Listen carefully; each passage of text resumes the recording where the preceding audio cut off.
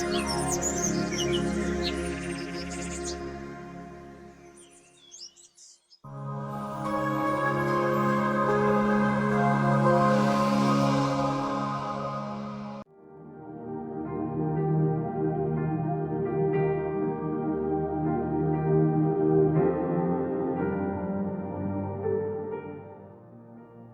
The Lord.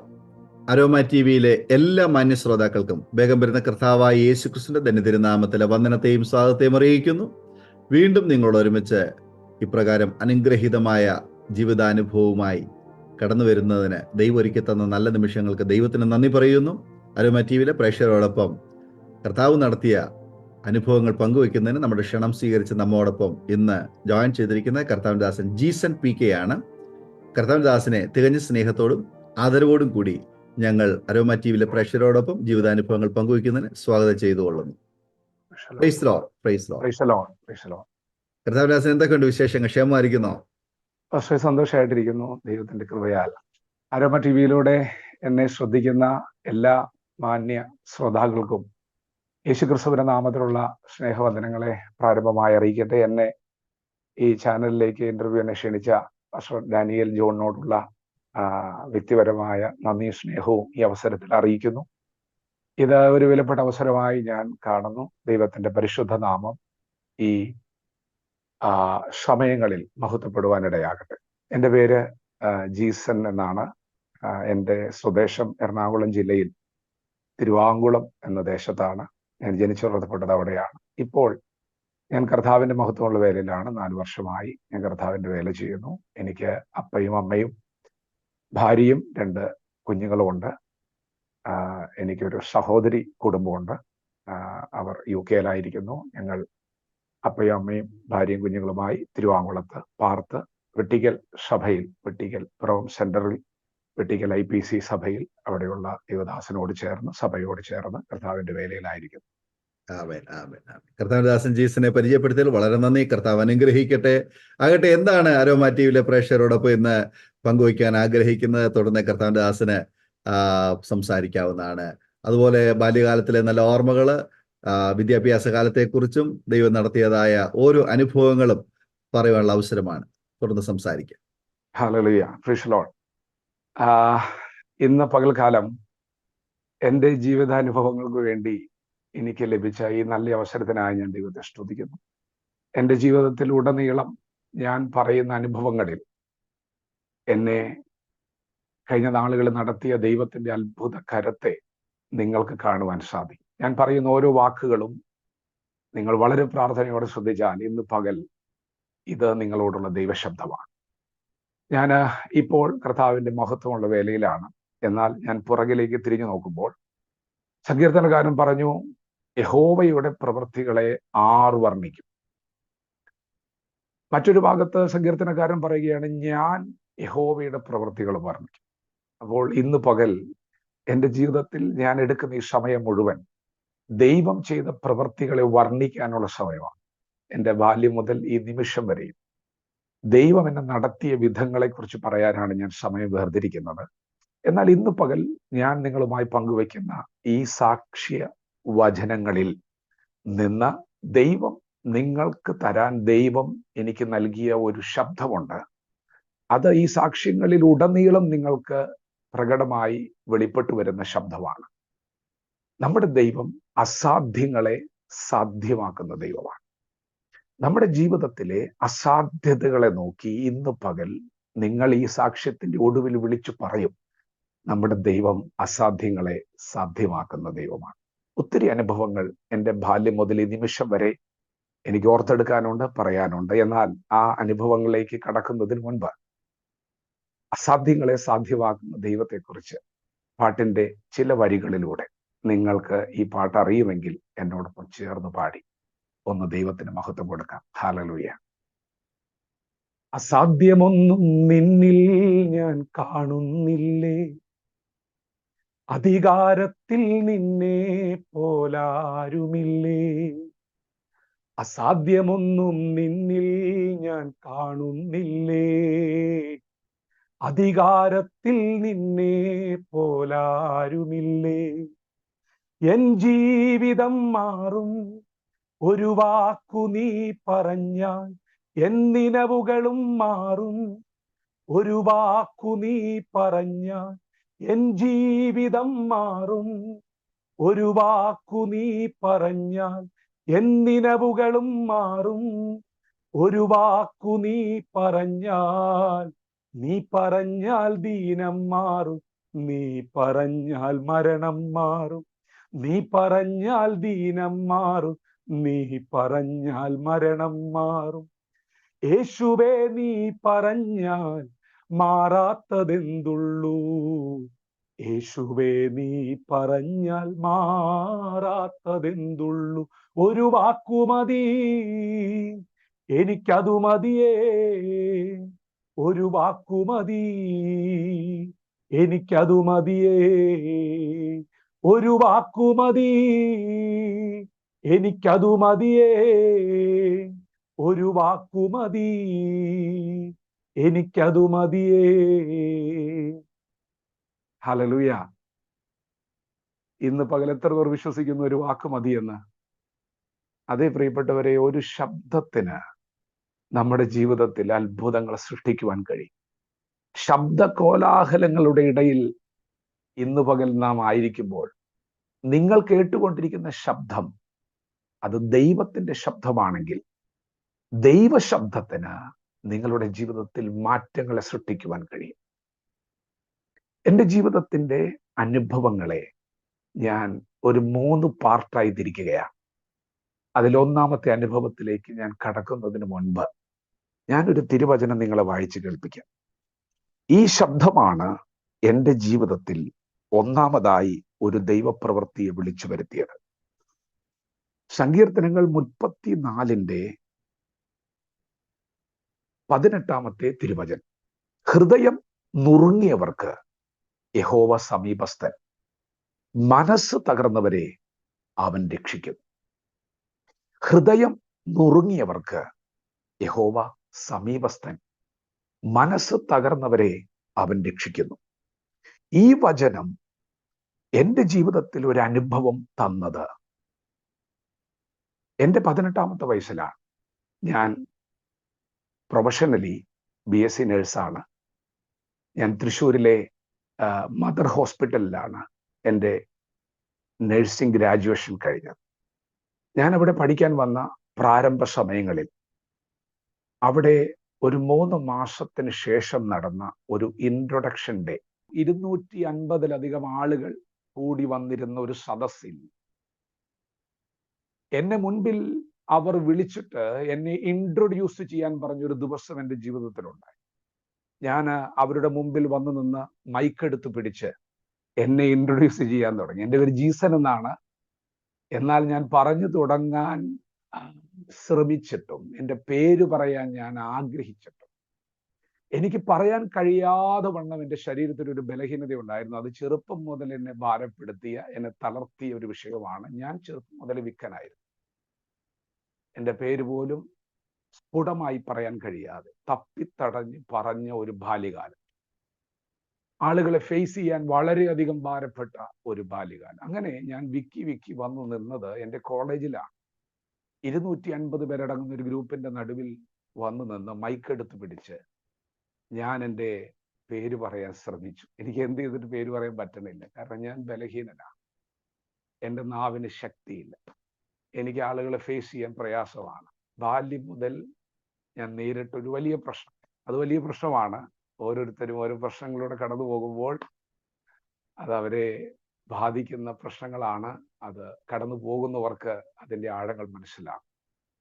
അങ്ങനെ ഞാൻ പേര് പറയാൻ കഴിയാതെ വളരെ വിതുമ്പി, വളരെ ഭാരപ്പെട്ട ആ ഹോളിൽ 250 പേരും കാണെ ഞാൻ പൊട്ടിക്കരഞ്ഞൊരു ദിവസമാണ്. ഞാൻ എൻ്റെ പേര് പറഞ്ഞില്ല. കാരണം ഞാൻ അത്രത്തോളം സ്ട്രഗിൾ ചെയ്ത് ഞാൻ മൈക്ക് അവരുടെ കയ്യിൽ കൊടുത്ത് 250 പേരുടെ നടുവിലൂടെ കരഞ്ഞുകൊണ്ട് നടന്ന് എൻ്റെ കസേരയിൽ പോയിരുന്നൊരു ദിവസം ഞാൻ ഓർക്കുകയാണ്. നാമൊക്കെ നമ്മുടെ ജീവിതത്തിലേക്ക് പുറകിലേക്ക് തിരിഞ്ഞു നോക്കിയാൽ നമ്മുടെ ജീവിതത്തിൽ നമ്മെ കരയിപ്പിച്ച, നമ്മെ വേദനിപ്പിച്ച, നമ്മെ തളർത്തിയ ഒത്തിരി അനുഭവങ്ങൾ നമുക്ക് ഓർത്തെടുക്കാൻ. എന്നാൽ എൻ്റെ ജീവിതത്തിൽ എനിക്കുണ്ടായ അനുഭവങ്ങളിൽ എന്നെ സ്പർശിച്ച, അല്ലെങ്കിൽ എൻ്റെ ജീവിതത്തിൽ ഇറങ്ങി വന്ന് വിടുവിച്ച വചനത്തിന്റെ അനുഭവങ്ങളുണ്ട്. എൻ്റെ ജീവിതത്തിൽ എന്നെ വളരെയധികം ഭാരപ്പെടുത്തിയ ഒരു വിഷയം, എൻ്റെ ശരീരത്തിന്റെ ബലഹീനത എന്നെ തകർത്ത് കളഞ്ഞ ഒരു ദിവസം. ഞാൻ ചെറുപ്പം മുതൽ വിക്കനായിരുന്നു, സംസാരിക്കാൻ കഴിയാതെ വളരെ പ്രയാസപ്പെട്ട ഒരു ദിവസം. എൻ്റെ കോളേജിന്റെ പഠന കാലയളവിൽ 250 പേരടങ്ങുന്ന നടക്കുന്നത്, എൻ്റെ പേര് പറയാൻ കഴിയാതെ എനിക്ക് മൈക്കെടുത്ത് പിടിച്ചിട്ട് എൻ്റെ പേര് പറയാൻ കഴിഞ്ഞില്ല. ഞാൻ അവരുടെ നടുവിൽ നിന്ന് കരഞ്ഞുകൊണ്ട് ആ 250 പേരെ ഇടയിലൂടെ കസേരയിൽ പോയി. വളരെ ഭാരപ്പെട്ട് ഞാൻ വിഷമിച്ച ഒരു ദിവസം എൻ്റെ ജീവിതത്തിൽ. എന്നാൽ വീണ്ടും എൻ്റെ ബാച്ചിൽ 49 കുട്ടികളാണ്. 49 കുട്ടികളും മുൻപിൽ വന്ന് പേര് പറഞ്ഞ ശേഷം എന്നെ അവർ വീണ്ടും മുൻപിലേക്ക് വിളിച്ചു. അവരുടെ മുൻപിൽ വീണ്ടും വന്ന് വളരെ ഭാരത്തോടെ, വേദനയോടെ ഞാൻ എൻ്റെ പേര് വിളിച്ചു പറഞ്ഞൊരു ദിവസം എനിക്ക് ഓർമ്മ. ഞാൻ വളരെ സ്ട്രഗിൾ ചെയ്തിട്ടാണ് എൻ്റെ പേര് പറഞ്ഞത്. ജീസൻ എന്ന് ഉറക്കെ വിളിച്ചു. വേറെ ഒന്നും പറഞ്ഞില്ല, വീടിനെ കുറിച്ചിട്ടോ അപ്പനെ അമ്മയെ കുറിച്ചിട്ടോ ഒന്നും പറഞ്ഞില്ല. അത്രത്തോളം ഞാൻ തകർന്നൊരു ദിവസം. അങ്ങനെ ഞാൻ വളരെ പ്രയാസത്തോടെ എൻ്റെ പേര് പറയുമ്പോൾ, അത് റാഗിംഗ് ഡേ ആണല്ലോ, എല്ലാവരും ചിരിക്കുക. എൻ്റെ മാതാപിതാക്കൾ അവിടെ ഇല്ല, എൻ്റെ സഹോദരി അവിടെ ഇല്ല. അവരൊക്കെ അവിടെ ഉണ്ടെങ്കിൽ നമ്മളെ മനസ്സിലാക്കുന്നവർ, നമ്മളെ അടുത്തറിയുന്നവർ ഒരിക്കലും നമ്മളുടെ കഷ്ടതയിൽ, നമ്മുടെ വേദനയിൽ നമ്മൾ ചിരിക്കില്ല. അവരൊക്കെ, എൻ്റെ അപ്പനും അമ്മയും അവിടെ ഉണ്ടായിരുന്നെങ്കിൽ ഒരിക്കലും അവര് ആ പഠനം പൂർത്തീകരിക്കാൻ സമ്മതിക്കില്ല, അവിടെ തന്നെ വിളിച്ചോണ്ട് പോകും. കാരണം അത്രത്തോളം ഞാൻ നിന്ദിക്കപ്പെട്ട ഒരു പ്ലാറ്റ്ഫോം, ഞാൻ പൊട്ടിക്കരഞ്ഞൊരു പ്ലാറ്റ്ഫോം എനിക്ക് ഓർത്തെടുക്കാനുണ്ട്. ഞാൻ പറഞ്ഞു വരികയാണ്, ഈ വചനവുമായി എൻ്റെ അനുഭവത്തിന് ഒരു ബന്ധമുണ്ട്. ഞാൻ പറഞ്ഞു വന്ന വചനം ഇതാണ്: ഹൃദയം നുറുങ്ങിയവർക്ക് യഹോവ സമീപസ്ഥനാണ്, മനസ്സ് തകർന്നവരെ അവൻ രക്ഷിക്കുന്ന ദൈവമാണ്. പ്രിയപ്പെട്ടവരെ, നമ്മുടെ ദൈവം, അവൻ സ്വർഗത്തിൽ വസിക്കുന്ന ദൈവമാണ്. തിരുവെഴുത്ത് പറയുന്നു, സ്വർഗം ദൈവത്തിന്റെ സിംഹാസനവും ഭൂമി അവന്റെ പാദപീഠവുമാണ്. എന്നാൽ ഒരു ഭക്തൻ ഈ ഭൂമിയുടെ ഏതെങ്കിലും കോണിൽ നിന്ന് പൊട്ടിക്കരഞ്ഞാൽ, അവന്റെ ഹൃദയം നുറുങ്ങിയാൽ, നമ്മുടെ ദൈവത്തിനൊരു പ്രത്യേകതയുണ്ട്, അവൻ ആ കസേര വിട്ടിട്ട് അങ്ങ് ഇറങ്ങും. ഹൃദയം നുറുങ്ങിയവർക്ക് സമീപസ്ഥനായി, മനസ്സ് തകർന്നവരെ രക്ഷിക്കുന്ന വീരനായി അവൻ നിന്റെ അടുക്കൽ ഇറങ്ങി, എൻ്റെ അടുക്കൽ ഇറങ്ങി. ഇതാണ് നമ്മുടെ ദൈവത്തിന്റെ പ്രത്യേകത. നമ്മുടെ ദൈവത്തിന് തുറന്ന ഒരു കണ്ണുണ്ട്, തുറന്ന ഒരു ചെവിയുണ്ട്. നമ്മുടെ ദൈവം ജീവനുള്ള ദൈവമാണ്. അങ്ങനെ ഞാൻ പ്രയാസപ്പെട്ട അനന്തരം അടുത്തൊരു പ്രോഗ്രാം വിളിച്ചു പറയുക, പാട്ടാണ്. ഞാൻ ഈ പള്ളിയിലെ ശുശ്രൂഷക്കാരനായിരുന്നു, പള്ളിയിലെ കപ്പിയാരായിരുന്നു. അപ്പൊ ഞാൻ പള്ളിയിൽ പാട്ട് പാടുമായിരുന്നു. ദൈവത്തിന്റെ കൃപയാൽ എന്ന് പറഞ്ഞാൽ, രക്ഷിക്കപ്പെടുന്നതിന് മുമ്പ് ഞാൻ മദ്ബഹായിൽ ശുശ്രൂഷയ്ക്ക് എക്സ്പീരിയൻസ് ഉണ്ടായി, അവിടെ പാട്ട് പാടാറുണ്ടായി. ദൈവത്തിന്റെ കൃപയാൽ ഞാൻ ഇന്ന് വരെ പാടുമ്പോൾ വെക്കിയിട്ടില്ല. അത് ദൈവത്തിന്റെ കൃപയാണ്. ഞാൻ സംസാരിക്കുമ്പോഴായിരുന്നു, പക്ഷെ പാടുമ്പോൾ വെക്കാറ്. അങ്ങനെ ഞാൻ ഈ പേര് പറഞ്ഞിട്ട് എൻ്റെ കസേരയിലേക്ക് ഞാൻ നടന്നു പോകും. അടുത്ത പ്രോഗ്രാം അനൗൺസ് ചെയ്യുക, അത് ഒരു പാട്ടാണ്, അത് പാടാൻ പോകുന്ന ജീസനാണ് എന്ന് പറഞ്ഞപ്പോഴും ചിരി വന്നു. കാരണം പേര് പറഞ്ഞിട്ട് ഇങ്ങനെയാണ്, പാട്ടുകൂടെ കേട്ടിട്ടായിരിക്കണം ചിരി വന്നു. അങ്ങനെ ഞാന് കസേരയിലേക്ക് എത്തിയില്ല, വീണ്ടും മുമ്പിലേക്ക് വന്നു. വളരെ വിഷമത്തിലാണ്, കരച്ചിലാണ്. മുമ്പിൽ വന്ന് ശാന്ത തുറമുഖം അടുത്തു, എൻ്റെ കാന്തനോട് ഏറ്റവും എന്നൊരു പാട്ട് പാടി. കണ്ണടച്ചാണ് പാടിയത്, മൈക്കിലാണ് പാടിയത്, ഉറക്കെയാണ് പാടിയത്. എല്ലാവരും പ്രതീക്ഷിച്ചത് എന്താണ്? ഇവൻ പാടി വിക്കി കൊളാക്കും. പക്ഷെ ഞാൻ ദൈവത്തിന്റെ കൃപയിലാണല്ലോ, ഞാൻ ആ പാട്ട് മുഴുവൻ കരഞ്ഞുകൊണ്ട് കണ്ണടച്ചു പാടി. അനന്തരം ഞാൻ കണ്ണു തുറന്നു നോക്കിയപ്പോൾ എൻ്റെ മുൻപിലിരുന്ന് ചിരിച്ചവർക്ക് ചിരിക്കാൻ പറ്റുന്നില്ല, അവരെല്ലാവരും കരയുക. ആ പാട്ട് പാടിക്കഴിഞ്ഞ് ഞാൻ നോക്കിയപ്പോൾ എൻ്റെ മുൻപിലിരുന്നവരെല്ലാവരും കരയുന്നു. എൻ്റെ ടീച്ചേഴ്സിന്റെ കണ്ണുകൾ നനഞ്ഞു. എനിക്ക് മനസ്സിലായി, ദൈവം ആ പാട്ടിലൂടെ അവർ തൊട്ടിട്ടുണ്ട്, ദൈവം എന്തൊക്കെയോ ഇവിടെ ചെയ്തിട്ടുണ്ട്. എനിക്ക് ആശ്വാസമായി, കാരണം എൻ്റെ വേദനയൊന്നും മറക്കാൻ എന്റെ ഭാരം ഒന്ന് ഇറക്കാൻ എനിക്ക് പാട്ട് കിട്ടിയത്. ഞാൻ പാട്ടൊക്കെ പാടി എന്റെ ഭാരമൊക്കെ ഇറക്കി വെച്ച് കസേരയിൽ പോയി തിരിച്ച് ആ പ്രോഗ്രാം ഒക്കെ കഴിഞ്ഞ് പുറത്തിറങ്ങുമ്പോൾ എന്റെ കോളേജിലെ എല്ലാ സ്റ്റുഡൻസും എന്റെ അടുത്ത് വന്നിട്ട് പറഞ്ഞു, പാട്ട് വളരെ ബ്ലഷിംഗ് ആയിരുന്നു, ഞങ്ങൾക്ക് അത് ഒത്തിരി ടച്ചിങ് ആയിരുന്നു എന്നൊക്കെ പറഞ്ഞു. ഞാൻ വിക്കിയിട്ടുണ്ട്, ഒരു മേജറായിട്ടൊരു പ്രോബ്ലം അവിടെ സംഭവിച്ചിട്ടുണ്ട്, അതിനെ കുറിച്ചൊന്നും മിണ്ടുന്നില്ല.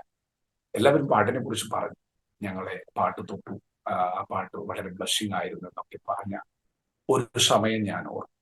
പക്ഷേ ഞാൻ എന്നെ കേൾക്കുന്ന എല്ലാവരോടും ഞാൻ പറയും, ആ നിമിഷം മുതൽ ഈ നിമിഷം വരെ സംസാരിക്കുന്നത് ഇങ്ങനെയാണ്.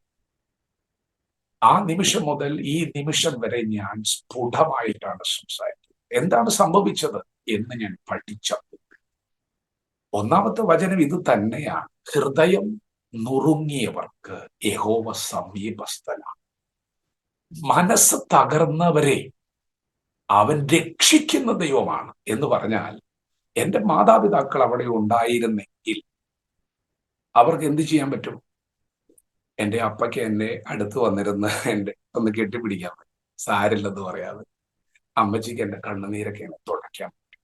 അതിലപ്പുറമായി നാവിനെ തൊടാൻ, അതിലപ്പുറമായി ഹൃദയത്തിന്റെ മുറിവ് കെട്ടാൻ, അതിലപ്പുറമായി കടന്നു ചെല്ലാൻ നമ്മുടെ ദൈവത്തിന് മാത്രമേ പറ്റുള്ളൂ. ഞാൻ എൻ്റെ അനുഭവത്തിൽ നിന്ന് നിങ്ങളോട് വിളിച്ചു പറയുന്നു, നിങ്ങളുടെ ജീവിതത്തിന്റെ പ്രശ്നങ്ങൾ അത് എത്ര അസാധ്യമാണെങ്കിൽ അതിനെ സാധ്യമാക്കുന്ന ഒരു വചനമുണ്ട്. അത് ദൈവത്തിന്റെ വചനമാണ്. ദൈവത്തിന്റെ വചനത്തിന് മാത്രമേ അസാധ്യങ്ങളെ സാധ്യമാക്കാൻ കഴിയുകയുള്ളൂ. ഈ തിരുവെഴുത്ത് നിങ്ങൾ വായിച്ചിട്ടുള്ളവരാണെങ്കിൽ നിങ്ങൾക്കറിയാം. ആദ്യമായി കേൾക്കുന്നവരാണെങ്കിൽ ഞാൻ പറയാം, ദൈവത്തിന്റെ വചനത്തിന്റെ നിർവചനം ഇങ്ങനെയാണ്: ദൈവത്തിന്റെ വചനം ജീവനും ചൈതന്യവുമുള്ളതാണ്, അത് ഇരുവായ്ത്തലയുള്ള ഏതു വാളിനേക്കാളും മൂർച്ചയുള്ളതാണ്, പ്രാണനെയും, അതായത് നിങ്ങളുടെ വിഷയം പ്രാണനിലാണെങ്കിൽ പ്രാണനെയും ആത്മാവിനെയും സന്ധി മജ്ജകളെയും, നിങ്ങളുടെ വിഷയം ശരീര ആത്മദേഹിയിലാണെങ്കിൽ നിങ്ങളുടെ വിഷയം എന്ത് തന്നെയായിരുന്നാലും വചനം പ്രാണനെയും ആത്മാവിനെയും സന്ധി മജ്ജകളെയും വേർപിടിവിക്കും വരെ ഉളച്ചു ചെല്ലുന്ന വചനമാണ്. നിങ്ങളുടെ ഹൃദയത്തിലെ ചിന്തനങ്ങളെ, ഭാവങ്ങളെ വിവേചിക്കുന്ന വചനമാണ്. ഇത് മാനുഷിക ശബ്ദമല്ല, ഇത് ദൈവത്തിന്റെ ശബ്ദമാണ്. ഞാൻ ഇതിന്റെ ആധികാരികത പറയാനാണ് ഇതൊക്കെ പറഞ്ഞത്. പ്രിയപ്പെട്ടവരെ, നിങ്ങളുടെ കയ്യിൽ സത്യവേദ പുസ്തകം ഉണ്ടെങ്കിൽ നിങ്ങൾ അത് എടുക്കണം. നിങ്ങളുടെ വിഷയം എത്ര വലുതായിരുന്നാലും എത്ര അസാധ്യമായിരുന്നാലും നിങ്ങൾ ഈ പുസ്തകം എടുക്കണം, നിങ്ങൾ വായിക്കണം. ഇന്ന് ഞാൻ ഇങ്ങനെ നിങ്ങളുടെ മുമ്പിൽ സംസാരിക്കും, എനിക്ക് പ്രാഗൽഭ്യത്തോടെ പറയാൻ പറ്റും, എന്റെ ദൈവം എന്നെ തൊട്ടെന്ന്, എന്റെ ദൈവം എനിക്ക് ശക്തി നൽകിയിട്ടുണ്ടെന്ന്. നമ്മുടെ ദൈവം നമ്മുടെ ബലഹീനതയിൽ സഹതാപം കാണിക്കുന്നവരാണ്. നമ്മുടെ ബലഹീനതയിൽ തികഞ്ഞു വരുന്ന ഒരു ദൈവശക്തിയുണ്ട്. അത് ദൈവമാണ് നമുക്ക് തരുന്നത്. ദൈവത്തിന്റെ വചനമാണ് ആ അനുഭവത്തിലേക്ക് നമ്മെ കൊണ്ടുപോകുന്നത്. പ്രിയപ്പെട്ടവരെ, ഞാൻ ചെറുപ്പം മുതൽ വിക്കനായി, ഞാൻ വളരെ പ്രയാസത്തോടെ സംസാരിച്ചൊരു ബാല്യകാലം. ഞാൻ എൻ്റെ ചെറുപ്പത്തില് എനിക്ക് ഈ പ്രയാസം ഉള്ളത് കൊണ്ട് തന്നെ എനിക്ക് കൂട്ടുകാരില്ല. കൂട്ടുകാരില്ലെന്ന് പറയാൻ കാരണം നമ്മൾ സംസാരിച്ചു തുടങ്ങുന്നത് തന്നെയാണ്. ഒരു 2-3 പേര് മുമ്പിലുണ്ട്, നമ്മളൊന്ന് സംസാരിച്ച് കൂട്ടുകൂടാൻ തുടങ്ങുന്നത് തന്നെ വിക്കിയിട്ടാണ്. അപ്പോ അത് കോമഡിയായി മാറും. പിന്നെ നല്ല ആത്മാർത്ഥതയുള്ള സുഹൃത്തുക്കളും ഉണ്ടായിരുന്നില്ല. അതുകൊണ്ട് തന്നെ സമൂഹത്തിൽ മറ്റുള്ളവരുമായി മിങ്കിൾ ചെയ്യാൻ എനിക്ക് ഒത്തിരി പ്രയാസം ഉണ്ടായി. അതിനെല്ലാം വിരാമം കുറിച്ചത് എൻ്റെ കോളേജിൽ വെച്ചിട്ടാണ്. ഈ വചനമാണ് എന്നെ തൊട്ടത്. എൻ്റെ ആദ്യത്തെ സാക്ഷ്യത്തിൽ നിന്ന് ഞാനൊരു വചനം നിങ്ങൾക്ക് കൈമാറുന്നു. ഈ തിരുവഴുത്തിലെ ഏതു വചനം ഇത് ദൈവത്തിന്റെ ശബ്ദമാണ്, അസാധ്യങ്ങളെ സാധ്യമാക്കുന്ന വചനമാണ്. ഇനി ഞാൻ എൻ്റെ രണ്ടാമത്തെ അനുഭവം നടക്കുക. പ്രിയപ്പെട്ടവരെ, ഞാൻ വീണ്ടും നിങ്ങളോട് ദൈവവചനം അസാധ്യങ്ങളെ സാധ്യമാക്കുന്ന വചനമാണ്. ഞാൻ എൻ്റെ കോളേജിൽ 49 കുട്ടികളിൽ 49ാമത്തെ സ്ഥാനക്കാർ. ഞാൻ പഠിക്കാൻ വളരെ മോശം. എൻ്റെ കോളേജിൽ ഞാൻ ജോയിൻ ചെയ്യും, എല്ലാവർക്കും ഉയർന്ന മാർക്ക്, മെറിറ്റ് സീറ്റിൽ വന്നവർ. ഞാൻ ഏറ്റവും ഒടുവിലാണ്, ഞാൻ ഏറ്റവും ബാക്കിലാണ്. എൻ്റെ പിതാവ് ഒരു മീൻ കച്ചവടക്കാരനായിരുന്നു. ഒത്തിരി കഷ്ടപ്പെട്ടാണ് ഞങ്ങളൊക്കെ വളർത്തിയത്. എൻ്റെ കോളേജിൽ എന്നെ പഠിപ്പിക്കാൻ അവിടെ അഡ്മിഷൻ എടുക്കുന്ന ദിവസം 2 ലക്ഷം രൂപ ഡൊണേഷനെ കാണുകയാണ്, നമ്മളത് കാണുകയാണ്. എൻ്റെ അപ്പൻ കഴിഞ്ഞ നാളുകൾ അധ്വാനിച്ച പൈസ മുഴുവനും ആ മേശപ്പുറത്ത് വെച്ച് എൻ്റെ ടീച്ചറിന്റെ മുഖത്തേക്ക് നോക്കും. വചനം കേൾക്കാൻ ഒരു ദൈവമുഖത്തേക്ക് നോക്കുന്നത് പോലെയാണ് അപ്പം നോക്കിയത്. കാരണം ജീവിതത്തിൽ ഇന്നു വരെ അധ്വാനിച്ചതും സമ്പാദിച്ചതും ഒരു ദിവസം കൊണ്ട് മകന്റെ പഠനത്തിന് വേണ്ടി മാറ്റി വെച്ചിട്ട് നോക്കുക ടീച്ചറിന്റെ മുഖത്തേക്ക്. ടീച്ചർ പറഞ്ഞു, ഇതൊരു വലിയ കോഴ്സാണ്, നന്നായിട്ട് പഠിക്കാനുണ്ട്, നന്നായിട്ട് പഠിക്കണം. 3 ഇന്റേണൽ പരീക്ഷയുണ്ട്, ഈ 3 ഇന്റേണൽ പരീക്ഷയും പാസ്സാകണം. ഇതിന്റെ മാർക്കുകളെല്ലാം ആനുവലിലാണ്, അതുകൊണ്ട് നന്നായിട്ട് പഠിക്കണം എന്നൊക്കെ ഞങ്ങളോട്, ഞാൻ എൻ്റെ അപ്പ ഇരിക്കുന്നുണ്ട്, പക്ഷെ അപ്പച്ചി വേദവാക്യം കേൾക്കണമെന്ന്. കാരണം ഈ ജീവിതം ഇട്ട് കളിക്കുന്നവന് അതൊരു വലിയ പ്രശ്നമാണ്. എൻ്റെ അപ്പ ദൈവ ശബ്ദം കേൾക്കുന്ന പോലെ ഇത്ര ഗൗരവത്തോടെ കേട്ടിട്ട് എന്നോട് പറഞ്ഞു, മോനെ നീ നന്നായിട്ട് പഠിക്കണം, നന്നായിട്ട്. ഞങ്ങളുടെ പ്രതീക്ഷ മുഴുവൻ ഇല്ല, നീ പഠിച്ച് ജയിക്കണം കേട്ടോ എന്നൊക്കെ പറഞ്ഞ് എന്നെ അവിടെ അഡ്മിഷൻ ചേർത്തൊരു ദിവസം ഞാൻ ഓർക്കുന്നു. ഞാൻ പഠിക്കാൻ തുടങ്ങി. നമുക്ക് ദൈവം തന്നതല്ലാതെ നമുക്ക് പറയാനും കൂടാനും ഒന്നുമില്ല. പക്ഷെ ഞാൻ എടുത്തത് അല്പം വീക്കായിരുന്നു. ഞാൻ ഇന്റേണൽ പരീക്ഷയ്ക്ക് നന്നായിട്ട് ഹാർഡ് വർക്ക്, രാത്രിയും പകലൊക്കെ ഇരുന്ന് നമ്മളെ ഹാർഡ് വർക്ക്. ഇന്റേണൽ പരീക്ഷയുടെ ആദ്യത്തെ എക്സാമിന്റെ റിസൾട്ട് വന്നു. 7 സബ്ജക്റ്റിൽ ഞാൻ 5 എണ്ണത്തിന് തോറ്റുപോയി. പ്രോഗ്രസ് കാർഡിൽ ഒപ്പിടാൻ എൻ്റെ പിതാവ് എല്ലാ അപ്പന്മാരുടെ ഇടയിലൂടെ, എനിക്കത് കാണാൻ ഒരിക്കലും ഒരു ത്രാണി ഉണ്ടായിരുന്നില്ല. എൻ്റെ അപ്പൻ ഒരിക്കലും അങ്ങനെ വരരുത്, നമ്മളെപ്പോഴും അങ്ങനെ ആഗ്രഹിക്കും, ഒരിക്കലും അങ്ങനെ വരരുത്, ഇങ്ങനെയൊന്നും വരാൻ പാടില്ല. ആഗ്രഹം നമുക്കുണ്ടെങ്കിലും പക്ഷെ പറ്റുന്നില്ല. എൻ്റെ അപ്പച്ചി അങ്ങനെ വന്ന് ഒപ്പിടുമ്പോൾ എനിക്ക് വിഷമമുണ്ട്, ഭാരം. എൻ്റെ അപ്പച്ചി എന്നോട് പറഞ്ഞു, മോനെ നന്നായിട്ട് പഠിക്കണം കേട്ടോ, നന്നായിട്ട് പഠിക്കണം, നമ്മുടെ ജീവിതം ഇട്ട് കളിക്കുകയാണ്, ഞങ്ങളുടെ പ്രതീക്ഷ മുഴുവൻ നിന്നിലാണ്, നന്നായിട്ട് ഹാർഡ് വർക്ക്. എനിക്ക് പറയാവുന്നൊക്കെ അപ്പച്ചി പറഞ്ഞു, അപ്പച്ചിക്ക് ചെയ്യാവുന്നൊക്കെ അപ്പച്ചി ചെയ്തു. ഞാൻ ഹാർഡ് വർക്ക് ചെയ്തിട്ടും ജയിക്കുന്നില്ല. 2ാമത്തെ ഇന്റേണലിലും ഞാൻ തോറ്റുപോയി. 7 സബ്ജക്റ്റിൽ 4 എണ്ണത്തിൽ ഇതുപോലെ എൻ്റെ അപ്പൻ ഒപ്പിടാൻ. 3ാമത്തെ ഇന്റേണലിലും തോറ്റുപോയി. 5 സബ്ജക്റ്റിൽ തോറ്റുപോയി. എൻ്റെ അപ്പൻ ഒപ്പിടാൻ വന്നു. 3ാമത്തെ ഇന്റേണലിലും ഒപ്പിടാൻ വന്നപ്പോൾ എൻ്റെ അപ്പന്റെ മുഖത്തേക്ക് നോക്കി ഭയങ്കര വിഷമം. അപ്പ ഞാനൊരു പരാജയമാണ്, പറയാതെ ഞാൻ ഉള്ളുകൊണ്ട് പറഞ്ഞു, എനിക്ക് പറ്റുന്നില്ല, ഞാൻ തോറ്റുകൊണ്ടിരിക്കുകയാണ്. അങ്ങനെ 3ാമത്തെ ഇന്റേണൽ കഴിഞ്ഞ ശേഷം ഞാൻ എന്നോട് പറഞ്ഞു, നീ ഇനി ഒരിക്കലും തോക്കാൻ പാടില്ല, നീ ഇനി തോറ്റു കഴിഞ്ഞാൽ നീ തോറ്റുപോകും, നിന്റെ ജീവിതത്തിൽ നീ തോറ്റു എന്നൊരു വേദവാക്യം ഈ കഴിഞ്ഞ ഒരു വർഷം കൊണ്ട് എഴുതി പിടിപ്പിക്കുകയായിരുന്നു. സാഹചര്യങ്ങൾ നിമിത്തം ഒരു ശബ്ദം അല്ലെങ്കിൽ ഒരു ചിന്ത എൻ്റെ അകത്ത് കടന്നുകൂടി, ഇനി തോറ്റാ നീ തോറ്റുപോകും. അങ്ങനെയാണ് ഞാൻ ആനുവൽ പരീക്ഷയിലേക്ക് കടന്നു വരുന്നത്. ആനുവൽ പരീക്ഷ തോറ്റുപോയി എന്ന് പറഞ്ഞാൽ 7 സബ്ജക്റ്റിൽ 1 തോറ്റുപോയിട്ടു, പക്ഷെ എന്നാലും തോറ്റു. എനിക്ക് തോൽവി ഒരിക്കലും അക്സെപ്റ്റ് ചെയ്യാൻ പറ്റിയില്ല. ഞാനിത് എങ്ങനെ എൻ്റെ അപ്പയോട് പറയുമെന്നൊക്കെ വളരെ ഭാരം. തൃശ്ശൂരിൽ നിന്നാണ് എൻ്റെ അപ്പൻ്റെ പെങ്ങളുടെ കുടുംബം, തൃശ്ശൂരാണ്. അവിടെ എൻ്റെ ആന്റിയുടെയും ചാച്ചന്റെയും ഭവനത്തിൽ പഠിക്കും. ഞാൻ ഒരു വെള്ളിയാഴ്ച വൈകുന്നേരം തോറ്റ ശേഷം ഭവനത്തിലേക്ക് വരുമ്പോൾ എൻ്റെ അപ്പൻ അറിഞ്ഞിട്ടുണ്ടെങ്കിൽ തോറ്റവരായി. ഞാൻ വരുമ്പോൾ എൻ്റെ അപ്പ റോട്ടികളെ ഇങ്ങനെ ഫോൺ വിളിച്ച് നടക്കുന്ന ഒരു കാഴ്ച. എനിക്ക് അപ്പയോട് സംസാരിക്കാനുള്ള ശക്തിയില്ല. 2 ദിവസമാണ് ഞാൻ വീട്ടിലുണ്ടായത്. ശരി, ഞായർ ദിവസം എൻ്റെ അപ്പയോടും അമ്മയോടും സംസാരിക്കാൻ പോലും കഴിഞ്ഞില്ല. ആകെ ഒരു മൂകതയായിരുന്നു. അങ്ങോട്ടും ഇങ്ങോട്ടും ആറുമൊന്നും വിടാം, വല്ലാത്തൊരു വിഷം. ഞാൻ തിങ്കളാഴ്ച രാവിലെ എറണാകുളത്ത് നിന്ന് തൃശ്ശൂരിലേക്ക് ട്രെയിനിൽ യാത്ര ചെയ്യുമ്പോൾ എനിക്ക് വല്ലാതെ വിഷമമുണ്ടായി. ഞാൻ ഒത്തിരി കരഞ്ഞു ആ യാത്രയിൽ.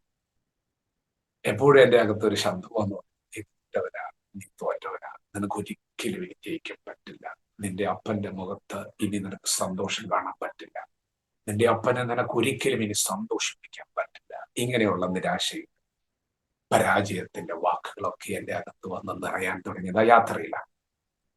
അങ്ങനെ ആ യാത്രയിൽ ഒത്തിരി ഇങ്ങനെ നെഗറ്റീവായി ചിന്തിച്ചുകൊണ്ടിരിക്കുന്നത് കടന്നുകൂടിയൊരു ചിന്തയാണ്, മോനെ മോനെ എന്ന് പറഞ്ഞ്, ദൈവമല്ല കേട്ടോ, ദൈവമല്ല, ഇങ്ങനെ ഒരു ചിന്ത കയറുക, നിനക്കൊരിക്കലും നിന്റെ അപ്പനെ സന്തോഷിപ്പിക്കാൻ പറ്റും, നിന്റെ അപ്പന്റെ മുഖത്ത് ചിരി നിനക്ക് കാണാൻ പറ്റും. കാരണം നീ തോറ്റവനാണ്. നീ സെക്കൻഡ് ഇയറിലേക്ക് കടന്നാൽ ഫസ്റ്റ് ഇയർ കൂടെ പഠിക്കണം. നിനക്ക് ഫസ്റ്റ് ഇയർ തന്നെ പഠിച്ചിട്ട് ജയിക്കാൻ പറ്റും, നിനക്കൊരിക്കലും ജയിക്കാൻ പറ്റും. ഈ ചിന്തയ്ക്കിടയിൽ എന്റെ ഉള്ളത്തിൽ കടന്നു വന്നൊരു ചിന്തയാണ്, നിന്റെ അപ്പന്റെ സന്തോഷം നിനക്ക് കാണും. അപ്പന്റെ സന്തോഷം നിനക്ക് കാണുമെങ്കിൽ ഞാനൊരു വഴി പറഞ്ഞു. പിശാചാണ് വരുന്നത്. പിശാചിനെ കുറിച്ച് തിരുവെഴുത്തിൽ വ്യക്തമാണ്. അവൻ വരുന്നത് അറുക്കുവാൻ, മുട്ടിക്കുവാൻ, മുട്ടിക്കുവാൻ. നമ്മുടെ ചിന്തകളിൽ പിശാച് കിടക്കുന്നത്. നമ്മളേറെ ബലഹീനമാണ്, നമ്മുടെ മനസ്സേറെ തകർന്ന സമയങ്ങളിൽ ചിന്തകളിലൂടെ പിശാച് നമ്മുടെ അകത്ത് കിടക്കും. പിശാച് പറഞ്ഞു, നീ മരണ വീട് കണ്ടിട്ടുണ്ടോ? മരണ വീട്ടിൽ ഏറ്റവും പ്രിയപ്പെട്ടവരെന്ന് തോന്നുന്നവർ മരിക്കുമ്പോൾ കണ്ടിട്ടുണ്ടോ? അവിടെ വലിയ കൂട്ടം നിലവിളിയാണ്. പ്രിയപ്പെട്ടവരുടെ വേർപാടൊരിക്കലും ആർക്കും താങ്ങാൻ പറ്റുന്ന ഒന്നല്ല. ശ്രദ്ധിച്ചു നോക്കിയാൽ ആ സമയത്ത് കൂട്ടം നിലവിളിയാണെങ്കിലും കുറച്ച് കഴിയുമ്പോൾ അവിടെ ഒരു ശാന്തത നടക്കുക. ചില ആഴ്ചകൾ കഴിയുമ്പോൾ ആ നിലവിളിയൊക്കെ ഒന്ന് അവസാനിച്ച് ചില മാസങ്ങൾ, ചില വർഷങ്ങൾ കഴിയുമ്പോൾ അതെല്ലാം മറന്ന് ഒരു പുഞ്ചിരി മറക്കാൻ ദൈവം കൊടുത്തിരിക്കുന്ന കൃപയാണോ എന്നൊക്കെ ഒരു ചിന്ത വരികയാണ്. പുഞ്ചിരി കാണും. അങ്ങനെയാണ് നീ ജീവനോടെ ഒരിക്കലും നിന്റെ അപ്പന്റെ പുഞ്ചിരി നിനക്ക് കാണാൻ പറ്റില്ല. ഞാനൊരു വഴി പറയും, നീ മരിച്ചാൽ, നീ മാറ്റപ്പെട്ടാൽ ചില സമയത്തേക്ക്, ചില നാളുകളിലേക്ക് ഒരു ദുഃഖം വീട്ടിലുണ്ടാകും. എങ്കിലും നിന്റെ അപ്പന് ചിരിക്കാനൊരു വകയുണ്ട്. പിശാചാണ്. ഒരിക്കലും ഈ ശബ്ദത്തെ ഞാൻ പ്രോത്സാഹിപ്പിക്കുന്നില്ല, ഞാൻ അതാണ് എടുത്തു പറഞ്ഞത്. ഇത് പിശാചാണ്. പക്ഷേ എൻ്റെ മനസ്സ് ബലഹീനമായിരുന്നു. എൻ്റെ അപ്പന്റെ മുഖത്ത് ചിരി നഷ്ടപ്പെട്ടത് എനിക്ക് വേദനയായിരുന്നു. എനിക്കത് ഒരിക്കലും കാണാൻ പറ്റില്ലായിരുന്നു, വിഷമമുണ്ടായിരുന്നു. അങ്ങനെ ഞാൻ വഴി തിരഞ്ഞെടുത്തു. അകത്ത് വന്ന ചിന്തയാണ് മരിക്കണമെന്നുള്ള ചിന്ത ശക്തമായി. ആ ട്രെയിനിൽ വെച്ചിട്ടാണ് ആ ഡിസിഷൻ. എനിക്ക് പിന്നെ വേറൊരു ചിന്തയില്ല, ചിന്ത. അങ്ങനെ ഞാൻ ശ്രമിച്ചു, ആത്മഹത്യക്ക് വേണ്ടി ശ്രമിച്ചു. സൂയിസൈഡൽ അറ്റംപ്റ്റ് ആയി ഹാങ് ചെയ്യാൻ ശ്രമിച്ചു. അത് പരാജയപ്പെട്ടപ്പോൾ, അല്ലെങ്കിൽ അതിൽ എനിക്ക് അത് ചെയ്യാനുള്ള ശക്തി ആ സമയത്ത് എനിക്കില്ലാതിരുന്ന സമയത്ത് അകത്ത് കടന്നു വന്നൊരു ചിന്തയാണ് ശരീരത്തിൽ വിഷമുക്തി. ഞാനൊരു നഴ്സാണ്, ഹോസ്പിറ്റലിൽ ഫീൽഡുകളിൽ നിൽക്കുന്ന ഒരാളാണ്. അതുകൊണ്ട് തന്നെ മാരകമായ വിഷം അറിയാം, ഹെവി മെഡിസിൻസ്, അതിന്റെ ഡോസേജ് ഒക്കെ അറിയാം. അങ്ങനെ അകത്ത് വന്നൊരു ചിന്തയാണ് ശരീരത്തിൽ വിഷം ഇഞ്ചക്ട് ചെയ്യാൻ. അങ്ങനെ ഒരു ദിവസം എൻ്റെ ജീവിതത്തിൽ ഒരു ദിവസം ഞാൻ അതിനെ വീണ്ടും ദൈവവചനത്തിലേക്ക് കണക്ട് ചെയ്യുകയാണ്. നമ്മുടെ ദൈവത്തിന്റെ വചനം അസാധ്യങ്ങളെ സാധ്യമാക്കുന്ന വചനമാണ്, ബന്ധനങ്ങളെ അഴിക്കുന്ന വചനമാണ്. മരണത്തിൽ നിന്നുള്ള നീക്കുപോക്കുകൾ യഹോവയ്ക്കുള്ളതാണ്. ഈ വചനം കേൾക്കുന്ന, നിരാശയിലൂടെ കടന്നു പോകുന്ന, പ്രതീക്ഷകൾ അസ്തമിച്ച് ഇനി മരിച്ചാൽ മതി എന്ന് ചിന്തിക്കുന്ന ആരെങ്കിലും ശബ്ദം കേൾക്കുന്നുണ്ടെങ്കിൽ, നിങ്ങൾക്ക് ഇനിയും ദീർഘദൂര യാത്ര മുൻപിലുണ്ട്. നിങ്ങളുടെ ജീവിതം അവസാനിച്ചിട്ടില്ല. മരണത്തിൽ നിന്ന് നീക്കുപോക്ക് നൽകുന്നൊരു ദൈവമാണ്. ഞാൻ ശരീരത്തിൽ വിഷം കുത്തിവെച്ചു. ഞാൻ കേട്ടതെങ്ങനെയാണ്, അതകത്ത് കടന്നാൽ ഓൺ ദ സ്പോട്ട് ഡെത്താണ്. ഞാൻ അധികം കുത്തിവെച്ചു. കാരണം എനിക്ക് എൻ്റെ അപ്പന്റെ മുഖത്ത് ചിരി കാണണം. അതാണ് വേദവാക്യം. അല്പം പോലും വികാരം എന്താ ചെയ്യുന്നതെന്ന് പോലും അറിയില്ല. ഞാൻ ശരീരത്തിൽ നോവിപ്പിച്ചു. എനിക്ക് വേദന പോലും ഉണ്ടായിരുന്നു. നശിപ്പിക്കുക പിശാച് കടന്നാൽ അങ്ങനെയാണ്. അവൻ മുടിക്കുന്നവനാണ്. എന്നാൽ നമ്മുടെ കർത്താവ് ഈ ഭൂമിയിൽ വന്നത് നമുക്ക് സമൃദ്ധമായ ജീവൻ തരാനാണ്. ഞാൻ നല്ല ഇടയനാകുന്നു, ഞാൻ ആടുകൾക്ക് വേണ്ടി ജീവനെ കൊടുക്കുന്നു. അവൻ നമുക്ക് വേണ്ടി വന്നത് മരിക്കാനാണ്, നമുക്ക് ജീവൻ തരാനാണ്. പ്രിയപ്പെട്ടവരെ, വിഷം കടന്ന ഉടനെ എൻ്റെ നെഞ്ചിൽ ശക്തമായ വേദന വന്നു. ഞാൻ ഓൺ ദ സ്പോട്ട് അവിടെ തളർന്നു. ഞാൻ ചിന്തിച്ചു, തീർന്നു. കാരണം അങ്ങനെയാണ് പഠിച്ചു വെച്ചിരിക്കുന്നത്, ശാസ്ത്രം കറക്റ്റാണ്. അങ്ങനെ ഒരു പ്രയാസം വന്ന മാത്രം വളരെ പ്രയാസപ്പെട്ട് എൻ്റെ ബെഡിൽ പോയി കിടന്നു. ഞാൻ എൻ്റെ ആന്റിയുടെ ചാച്ചൻ്റെ വീട്ടിൽ അവരാരും അവിടെയില്ല, അവരൊക്കെ പ്രാർത്ഥനയ്ക്ക് പോകുന്നവരാണ്, വിശ്വാസികളാണ്. തീരെ പോയ സമയത്താണ് നഷ്ടപ്പെട്ടത്. എൻ്റെ ബെഡിൽ പോയി കിടന്നു, തളർന്നു, മയങ്ങിപ്പോ, അവസാനിച്ചു എന്നാണ് ശാസ്ത്രം പറയുന്നത്. ഒരർത്ഥത്തിൽ ശരിയാണ്, കാരണം ഞാൻ അളവിലധികം കുത്തിവെച്ചു. എന്നാൽ പ്രിയപ്പെട്ടവരെ, ഞാൻ രാവിലെ ആരോഗ്യത്തോടെ എഴുന്നേറ്റ് എന്ന് പറഞ്ഞില്ല, വിഷം കടന്ന ഒരു വ്യക്തി മരിക്കണമല്ലോ, അല്ലെങ്കിൽ ഒരു സൈഡ് വീക്കായിട്ടെങ്കിലും കിടക്കണം. ഇതങ്ങനെ പ്രയാസമൊന്നുമില്ല, വേദനയില്ല, തളർച്ചയില്ല. പക്ഷേ ഞാൻ മെന്റലി ഡിപ്രസ്ഡായി, മെന്റലി ടയേർഡായി. നമ്മളൊരു ലക്ഷ്യത്തിലേക്ക് ഒതുക്കുമ്പോൾ അതിനുവേണ്ടി എല്ലാം ചെയ്ത് നമ്മൾ മരിക്കാതിരിക്കുന്ന ഒരു അവസ്ഥ തന്നെ. കാരണം നമ്മുടെ മനസ്സിൽ എപ്പോഴും എൻ്റെ അപ്പയുടെ ചിരിയാണ്, അപ്പയുടെ സന്തോഷമാണ്, അതിലേക്കാണ് നമ്മൾ യാത്ര ചെയ്തോടുന്നത്. അത് നടന്നില്ല. ഞാനൊരു ഭ്രാന്തനെ പോലെ ആ ഒരു ദിവസം എൻ്റെ ആന്റിയുടെ ഭവനത്തിൽ ഇരിക്കുമ്പോൾ, അന്ന് തൃശ്ശൂരിൽ ഒരു കൺവെൻഷൻ നടക്കുകയാണ്. എൻ്റെ ആന്റിയും ചാച്ചനും ഞാനിങ്ങനെ ഭാരത്തോടെ ഇരിക്കുന്നത് കണ്ട് എന്നെ ആ കൺവെൻഷന് കൊണ്ടുപോയി. ആ കൺവെൻഷന് പ്രസംഗിക്കുന്നത് പാസ്റ്റർ കെ.എ. എബ്രഹാം. അവിടെ 500-ലധികം ആളുകൾ ഉണ്ട് എന്നാണ് എൻ്റെ ഓർമ്മ. എന്നെ അവിടെ കൊണ്ടുവന്നിരുത്തുമ്പോൾ ഞാൻ അത്രത്തോളം ഡിപ്രസ്ഡാണ്, വീക്കാണ്. ഒത്തിരി പേരിരിക്കുന്ന ഒരു റോയുടെ ഇടയിലാണ് ഞാൻ പറഞ്ഞു വരികയാണ്, നിങ്ങൾ വളരെ ശ്രദ്ധയോടെ ഇരിക്കണം. ഇത് ദൈവത്തിന്റെ വചനമാണ്, ജീവനും ചൈതന്യവുമുള്ള വചനം. പ്രസംഗം തുടങ്ങുകയാണ് പാസ്റ്റർ കെ. എബ്രഹാം ഗലാത്യർക്ക് എഴുതിയ ലേഖനം 3-ാം അധ്യായം അതിന്റെ 1-ാം വാക്യം ഉദ്ധരിച്ചുകൊണ്ടാണ് പ്രസംഗം ആരംഭിക്കുന്നത്. ആ ബുദ്ധിയില്ലാത്ത ഗലാത്യരെ, യേശുക്രിസ്തു ക്രൂശിക്കപ്പെട്ടവനായി നിങ്ങളുടെ മുമ്പിൽ വരച്ചു കിട്ടിയിരിക്കുക, നിങ്ങളെ ശുദ്ധം ചെയ്ത് മയക്കിയതാര്? അതാണ് വചനം. അവിടെ നിന്നാണ് പ്രസംഗം തുടങ്ങുന്നത്. എനിക്കറിയാം, ഇപ്പൊ എനിക്ക് വ്യക്തമായിട്ടറിയാം, ദൈവമാണ് സംസാരിക്കുന്നത്. ദൈവം മനുഷ്യരെ ഉപയോഗിക്കുകയാണ്. മനുഷ്യൻ പോലും അറിയാതെ ഇന്ന് ഈ ശബ്ദം ഇവിടെ മുഴങ്ങുമ്പോൾ, ഈ ശബ്ദം കേൾക്കുന്ന നിങ്ങളെ ആരെയും എനിക്കറിയില്ല, ഭാഷകളും അറിയില്ല, നിങ്ങൾ കടന്നു പോകുന്ന അവസ്ഥകളൊന്നും. പക്ഷേ ഒരു കാര്യം ഞങ്ങൾക്കറിയാം, ഞങ്ങളെ ഉപയോഗിക്കുന്ന ദൈവമാണ്, ഞങ്ങളോട് സംസാരിക്കുന്ന ദൈവമാണ്. നിങ്ങളുടെ പ്രാർത്ഥനയും നിങ്ങളുടെ ഒരുക്കവുമാണ് നിങ്ങളുടെ ജീവിതത്തിൽ ദൈവപ്രവൃത്തിയെ വിളിച്ചു വരുന്നത്. ഞാൻ എൻ്റെ ജീവിതത്തിലെ ഏറ്റവും തകർന്ന നിരാശയോടെ ഇരുന്ന ആ രാത്രിയിൽ ഞാൻ കേട്ട ശബ്ദമാണ് യേശുക്രിസ്തു ക്രൂശിക്കപ്പെട്ടിരിക്കുന്നത്. 2000 വർഷങ്ങൾക്ക് മുമ്പ് നടന്ന ഒരു ക്രൂശ് മരണം. പ്രിയപ്പെട്ടവരെ, ക്രൂശ് മരണം റോമൻ ഗവൺമെന്റിന്റെ നിയമത്തിന്റെ കീഴിലെ ഒരു നീചമരണമാണ്. അത് ഏറ്റവും ക്രൂരത ചെയ്ത വ്യക്തികൾക്ക് കൊടുക്കുന്ന ഒരു മരണമാണ്. അതൊന്നും അത്ര വർണ്ണിക്കേണ്ട കാര്യമില്ല. അങ്ങനെ ഒത്തിരി മരണങ്ങൾ ഈ ഭൂമിയിൽ നടന്നിട്ടുണ്ട്. അതൊന്നും അങ്ങനെ വിവരിക്കേണ്ട കാര്യങ്ങളൊന്നും. എന്നാൽ യേശുക്രിസ്തു ക്രൂശിക്കപ്പെട്ടിരിക്കുന്നു. 2000 വർഷമായിട്ട് വിവരിക്കപ്പെട്ടുകൊണ്ടിരിക്കുക. ലോകം മുഴുവൻ യേശുക്രിസ്തു ക്രൂശിക്കപ്പെട്ടിരിക്കുന്ന പ്രസംഗിക്കപ്പെടുകയാണ്. ആ ദൈവദാസൻ പറഞ്ഞു തുടങ്ങിയിരിക്കുകയാണ്, യേശുക്രിസ്തു ക്രൂശിക്കപ്പെട്ടു. ആ വാക്ക് കേട്ട് കഴിഞ്ഞാൽ പെട്ടെന്ന് അത് വ്യാഖ്യാനിച്ചില്ലെങ്കിൽ അത് മനസ്സിലാക്കാൻ സാധാരണക്കാരുണ്ട്. ദൈവദാസൻ വീണ്ടും ആവർത്തിച്ചു വ്യാഖ്യാനിച്ചു പറഞ്ഞു, നീ മരിക്കേണ്ടതിന് പകരം അവൻ മരിച്ചിരിക്കുന്നു. ഇനി നീ മരിക്കേണ്ടവനല്ല, നീ ജീവിക്കേണ്ടവനാണ്.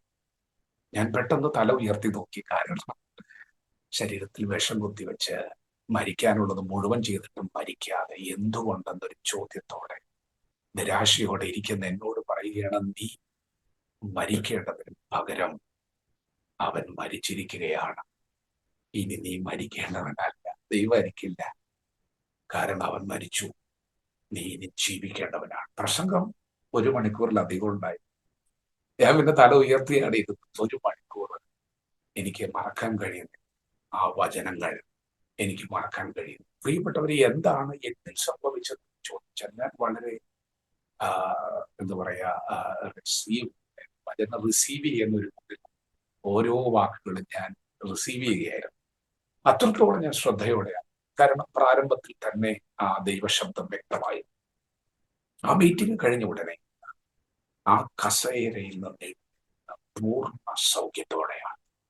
എന്റെ ശരീരത്തിലും മനസ്സിലും ആത്മാവിലും ദൈവത്തിന്റെ ആത്മാവിന്റെ ഇടപെടൽ വ്യക്തമായി. ഞാൻ പൂർണ്ണ സൗഖ്യത്തോടെയാണ്.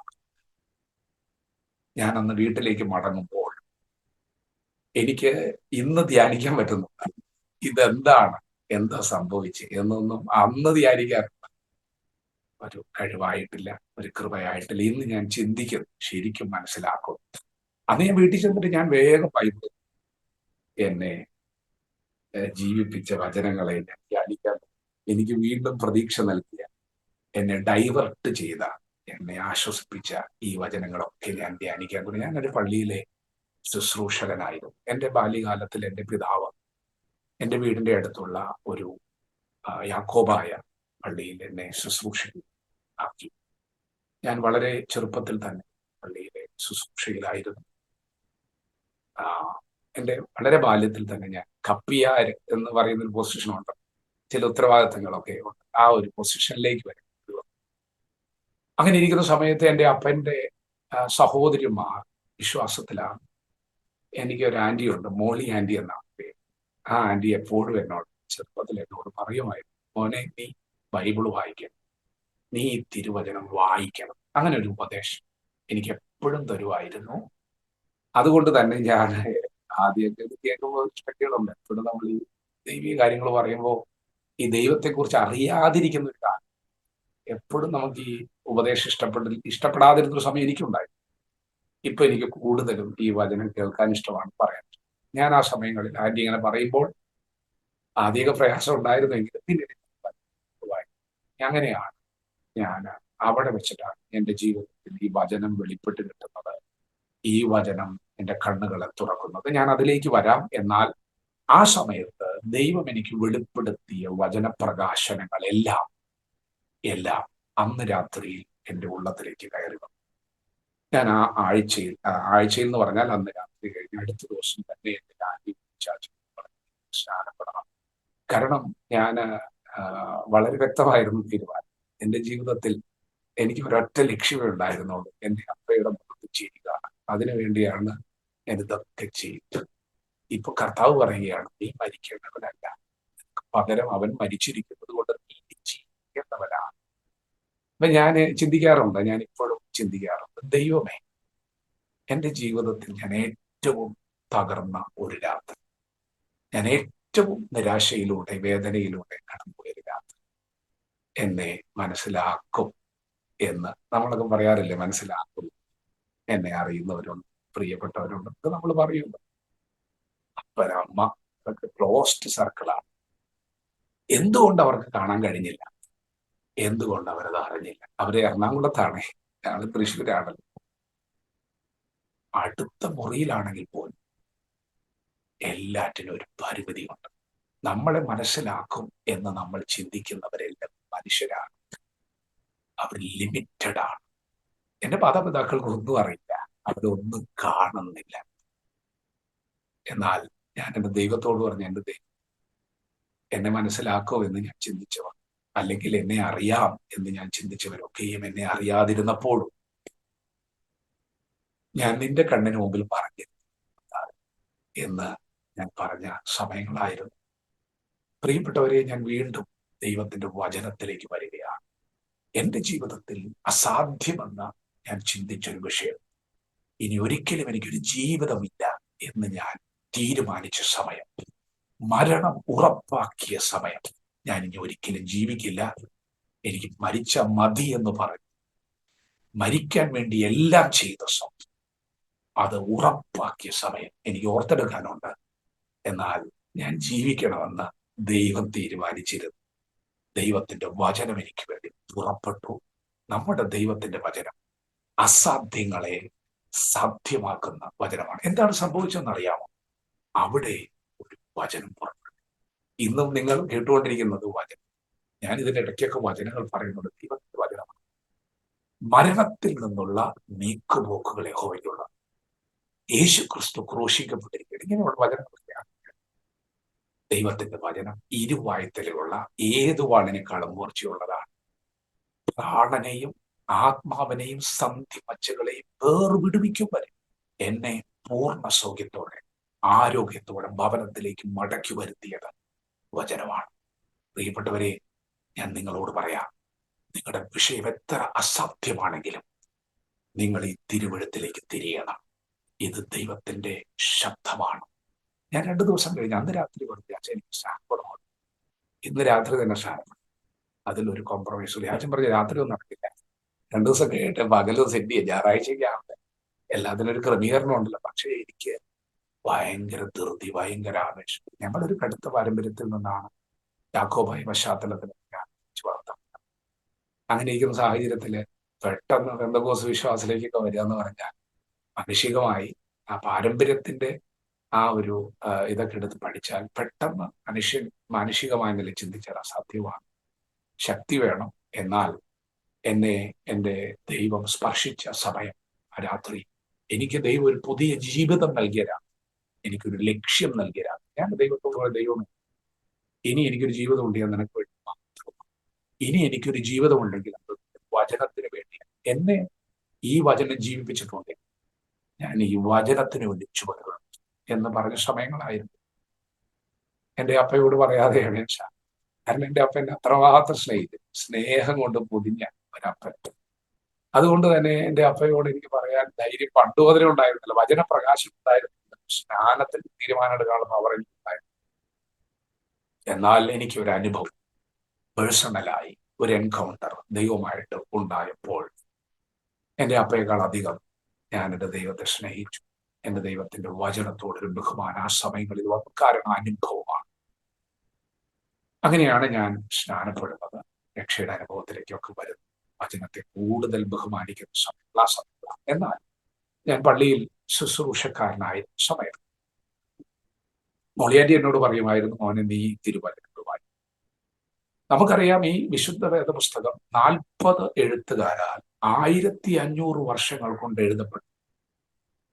പല ഇടങ്ങളിൽ പല രാജ്യങ്ങളിലിരുന്ന വ്യക്തികളാണ്, സാധാരണക്കാരായ മനുഷ്യരാണ് ഈ പുസ്തകം എഴുതിയിട്ടുള്ളത്.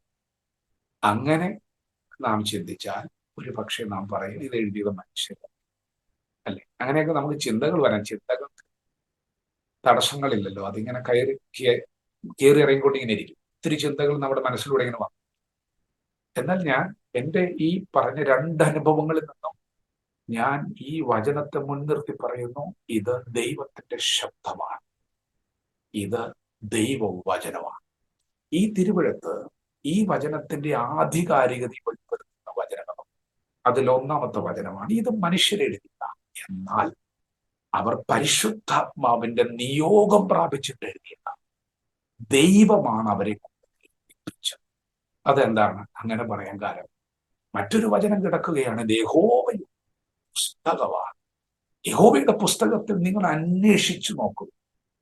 ഇതിലെ ഓരോ വചനങ്ങളും ഉൽപ്പത്തി മുതൽ വെളിപ്പാട് വരെയുള്ള വചനങ്ങളെ പരിശോധിച്ചാൽ ഇതിലൊന്നിനും ഇണയില്ലാതിരിക്കില്ല. കാരണം യഹോവയുടെ ആത്മാവാണ് ഇതിനെ കൂട്ടിവരുന്നത്. ഇതിനെ മനുഷ്യന്റെ ബുദ്ധിക്കകത്ത് കേട്ടാൻ പറ്റില്ല. ഇത് ദൈവത്തിന്റെ ആത്മാവിന്റെ പ്രവൃത്തിയാണ്. മനുഷ്യരെ കൊണ്ടാണ് ദൈവം എഴുതിയത്, സാധാരണക്കാരെ. തിരുവഴുത്തിൽ വീണ്ടും ഇതിന്റെ ആധികാരികത വെളിപ്പെടുത്തുകയാണ്. ഇത് സ്വർഗത്തിൽ എന്നേക്കും സ്ഥിരമായിരിക്കുന്ന വചനമാണ്. ഈ പുസ്തകങ്ങളൊക്കെ വേണ്ടെന്ന് വെച്ചാൽ, ഒരു നിയമം വന്നാൽ ഇതിവിടെ വേണ്ട എന്നൊരാൾ തീരുമാനിച്ചു എന്നിരിക്കട്ടെ, ദൈവം പറയും ആരൊക്കെ വേണ്ടെന്ന് പറഞ്ഞു ഇവിടെയുള്ളത് മുഴുവൻ നിങ്ങൾ നശിപ്പിച്ചാൽ ഇത് സ്വർഗത്തിൽ എന്നേക്കും സ്ഥിരമായിരിക്കുന്ന വചനം. ദൈവം അടുത്ത കോപ്പി അടിച്ചിറങ്ങും, ഇത് സ്വർഗത്തിൽ സ്ഥിരമാണ്. വീണ്ടും ഈ പുസ്തകത്തിന്റെ ആധികാരികത എന്താണ് ചോദിച്ചാൽ, ആകാശവും ഭൂമിയും ഒഴിഞ്ഞു പോയാൽ ഈ വചനത്തിലെ വള്ളി പുള്ളി മാറത്തിൽ നിങ്ങൾ കണ്ടിട്ടുണ്ടോ? എത്ര വയസ്സുണ്ട്? എനിക്ക് 35 വയസ്സ്. നിങ്ങളുടെ അനുഭവത്തിൽ നിങ്ങൾ ആകാശം മാറിപ്പോകും, നിങ്ങൾ നിൽക്കുന്ന ഭൂമിക്ക് ഭയങ്കര ഉറപ്പാകുന്നൊരു ചിന്ത നമുക്ക് എല്ലാവർക്കും നല്ല ഉറപ്പായതുകൊണ്ടാണ് നല്ല വീട് വെച്ചത്. മാറുന്നില്ലെന്നേ, 35 വർഷം എടുത്തൊന്നും മാറുന്നില്ല. നമ്മൾ വിചാരിക്കുകയാണെന്ന് മാറും. ഇതെങ്ങനെ ഉണ്ടായെന്ന് തിരുവഴുത്തിൽ വളരെ വ്യക്തമായ ആധികാരികമായി രേഖപ്പെടുത്തി. ദൈവം ആദ്യം ഉണ്ടാകട്ടെ എന്ന് പറഞ്ഞപ്പോൾ സകലതും ഉളവായി. അവൻ കൽപ്പിച്ചു, അങ്ങനെ സംഭവിച്ചു. പ്രിയപ്പെട്ടവരെ, നാം പാറ കണ്ട് വീട് പണി, അല്ലെ? ഉറപ്പുള്ള റോഡിലൂടെയൊക്കെ വാഹനം, നമുക്കൊരു ചിന്തയുണ്ട്, ഇതൊക്കെ ഉറപ്പുള്ളതാണ്. ദൈവം പറയുന്നു, ഇത് മുഴുവൻ ഞാൻ വാക്കുകൊണ്ടുണ്ടാക്കിയതാണ്. ദൈവത്തിന്റെ ശക്തിയുള്ള വചനത്താൽ ദൈവം ഭൂമിയെ വഹിച്ചുകൊണ്ടിരിക്കുമ്പോൾ ആ ഭൂമിയിൽ ഒരു പാറ കണ്ട് നമ്മളൊരു വീട് പണിയില്ല. അപ്പൊ പാറയ്ക്കാണോ പവർ? വചനത്തിനാണോ പവർ? പ്രിയപ്പെട്ടവരെ, ആകാശവും ഭൂമിയും ഇന്ന് ഉറപ്പുള്ളതെന്ന്, മാറാത്തതെന്ന് പറഞ്ഞ് ഊറ്റം കൊള്ളുന്നതെല്ലാം ഒഴിഞ്ഞു പോകും. ഈ വചനത്തിലെ ഒരു വള്ളിയും പുള്ളിയും മാറുകയില്ല. വീണ്ടും എനിക്ക് പറയാൻ കൊതിയാണ്, ഇതിന്റെ ആധികാരികത. ഇതിനോട് കൂട്ടാൻ പാടില്ല. കൂട്ടിക്കഴിഞ്ഞ പ്രശ്നമാണ്. ഇത് ദൈവത്തിന്റെ ശബ്ദമാണ്. കൂട്ടിയാൽ, വെളിപ്പാട് പുസ്തകം പറയുന്നു, ഫറവോന്റെ മേൽ വരുത്തിയ ബാധകളെ ദൈവം അവന്റെ മേൽ വരുത്തി. ഇതിനോട് കുറയ്ക്കാൻ പാടില്ല. ജീവവൃക്ഷത്തിലുള്ള അംശം ദൈവം എടുത്തു മാറ്റും. പ്രിയപ്പെട്ടവരെ, അത്ര ആധികാരികമാണ് ഈ പുസ്തകം. ദാനിയേൽ എന്ന് പറയുന്ന ഒരു പ്രവചനം, ആ പ്രവചന ഗ്രന്ഥത്തിൽ എഴുതിയിരിക്കുന്നത് ദൂതൻ സത്യഗ്രന്ഥത്തിൽ നിന്ന് വായിച്ചു കേൾപ്പിച്ചതാണ്. ദാനിയേൽ 9:10 വായിക്കണം. ദൂതൻ സത്യഗ്രന്ഥത്തിൽ എഴുതിയിരിക്കുന്നത് വായിച്ചപ്പോൾ ദാനിയേൽ കുറിച്ചു വെച്ച പുസ്തകമാണ് ദാനിയേൽ പ്രവചനം. ഇന്ന് ഈ ലോകത്തിൽ സംഭവിച്ചുകൊണ്ടിരിക്കുന്നത് ദാനിയേലിന് ദൈവം മുൻപേ വെളിപ്പെടുത്തി കൊടുത്തത്. ഞാൻ ഇത്രയും പറയാൻ കാരണം, ഇതിനത്ര ശക്തിയാണ്, അത്ര ആധികാരികതയാണ്. ഞാൻ പള്ളിയിൽ ശുശ്രൂഷിച്ചുകൊണ്ടിരിക്കുമ്പോൾ, ശുശ്രൂഷകനാണ്, വ്യക്തികളിൽ കുറവുകൾ സംഭവിക്കാൻ തെറ്റില്ല. നമ്മൾക്ക് കുറവുണ്ടല്ലോ. ദൈവം നമ്മൾ പാപികളായിരിക്കുമ്പോഴാണ് മരിക്കാൻ മനസ്സ് വെച്ചത്. ശത്രുക്കളായിരിക്കും അവിടെ. യേശു കർത്താവ് ശമരിയ സ്ത്രീ ദൈവത്തെ ആരാധിക്കുന്നു, സത്യത്തിലും ആത്മാവിലും അവനെ ആരാധന സത്യത്തിലായിരിക്കണം, ആത്മാവിലായിരിക്കണം. ഞാൻ ശുശ്രൂഷിക്കണേ. ശുശ്രൂഷ ക്രമത്തിൽ കണ്ട ഒരു സംശയമാണ് ആദ്യമായി എൻ്റെ അകത്ത് ഈ വചന പ്രകാശനത്തിലേക്ക് എന്നെ കൊണ്ടുപോയി. നമ്മൾ പള്ളിയിലെ ശുശ്രൂഷയിലാണ്. അവിടെ ഇങ്ങനെ ഒരു ഭാഗമുണ്ട്. എൻ്റെ അനുഭവമാണ്, ഞാൻ കടന്നുപോയ സാഹചര്യമാണ്, അതുകൊണ്ടാണ് ധരിക്കുന്നത്. എന്നെ ഈ തിരുവഴുത്തിലേക്ക് ചിന്തിപ്പിച്ച ഒരനുഭവമാണ്. അതുകൊണ്ടാണ് ഞാൻ അത് ഉദ്ധരിക്കുന്നത്. അവിടെ ജനമെല്ലാം ഏറ്റുപറയുന്ന ഒരു ഭാഗമുണ്ട്. പിതാവും പുത്രനും പരിശുദ്ധ റൂഹായും അല്ലാതെ വേറെ പരിശുദ്ധനില്ല. ആമേൻ. ഞാനും ആ കൂട്ടത്തിൽ നിന്ന് വിളിച്ചു പറഞ്ഞവനാ. സത്യമാണത്. പിതാവും പുത്രനും പരിശുദ്ധ റൂഹായും അല്ലാതെ വേറെ പരിശുദ്ധനില്ല എന്ന് മാത്രമല്ല, ആമേൻ എന്ന് പറഞ്ഞാൽ അങ്ങനെ തന്നെ, അല്ലെങ്കിൽ സത്യം. ഒന്നുകൂടി അതിന് ഈ സീൽ വെക്കുന്നത് പോലെയാണ്. സീൽ വെച്ച് കറക്റ്റാണ്. അല്പസമയം കഴിഞ്ഞപ്പോൾ, മധ്യസ്ഥ പ്രാർത്ഥനയുടെ സമയമായപ്പോൾ, ഈ ഭൂമിയിലെ ഒരു മനുഷ്യന്റെ പേരിന് മുൻപിൽ പരിശുദ്ധ എന്ന പദം അഭിസംബോധന ചെയ്തുകൊണ്ട് ഒരു പ്രാർത്ഥന നടക്കുമ്പോൾ എനിക്ക് അവിടെ ചൊല്ലാൻ കഴിഞ്ഞില്ല. കൃപയാണ്. ദൈവം കണ്ണു തുറന്നത് കൊണ്ടാണ് ചൊല്ലാൻ കഴിഞ്ഞില്ല. പിന്നീട് ഞാൻ അവിടെ എല്ലാം പരിശോധിച്ചപ്പോൾ മനുഷ്യന്റെ പേരിന് മുമ്പിൽ പരിശുദ്ധ എന്നൊരു അഭിസംബോധന ഞാൻ അവിടെ ഉത്തരവാദിത്തപ്പെട്ട ആളോട് ചോദിച്ചു. കുറച്ചു മുമ്പ് പറഞ്ഞത് ഇങ്ങനെ, ഞാൻ ആരാധനയിൽ ചൊല്ലിയ ഒരു വാക്ക്, പിതാവും പുത്രനും പരിശുദ്ധ റൂഹായും അല്ലാതെ വേറെ പരിശുദ്ധ. ആമേൻ.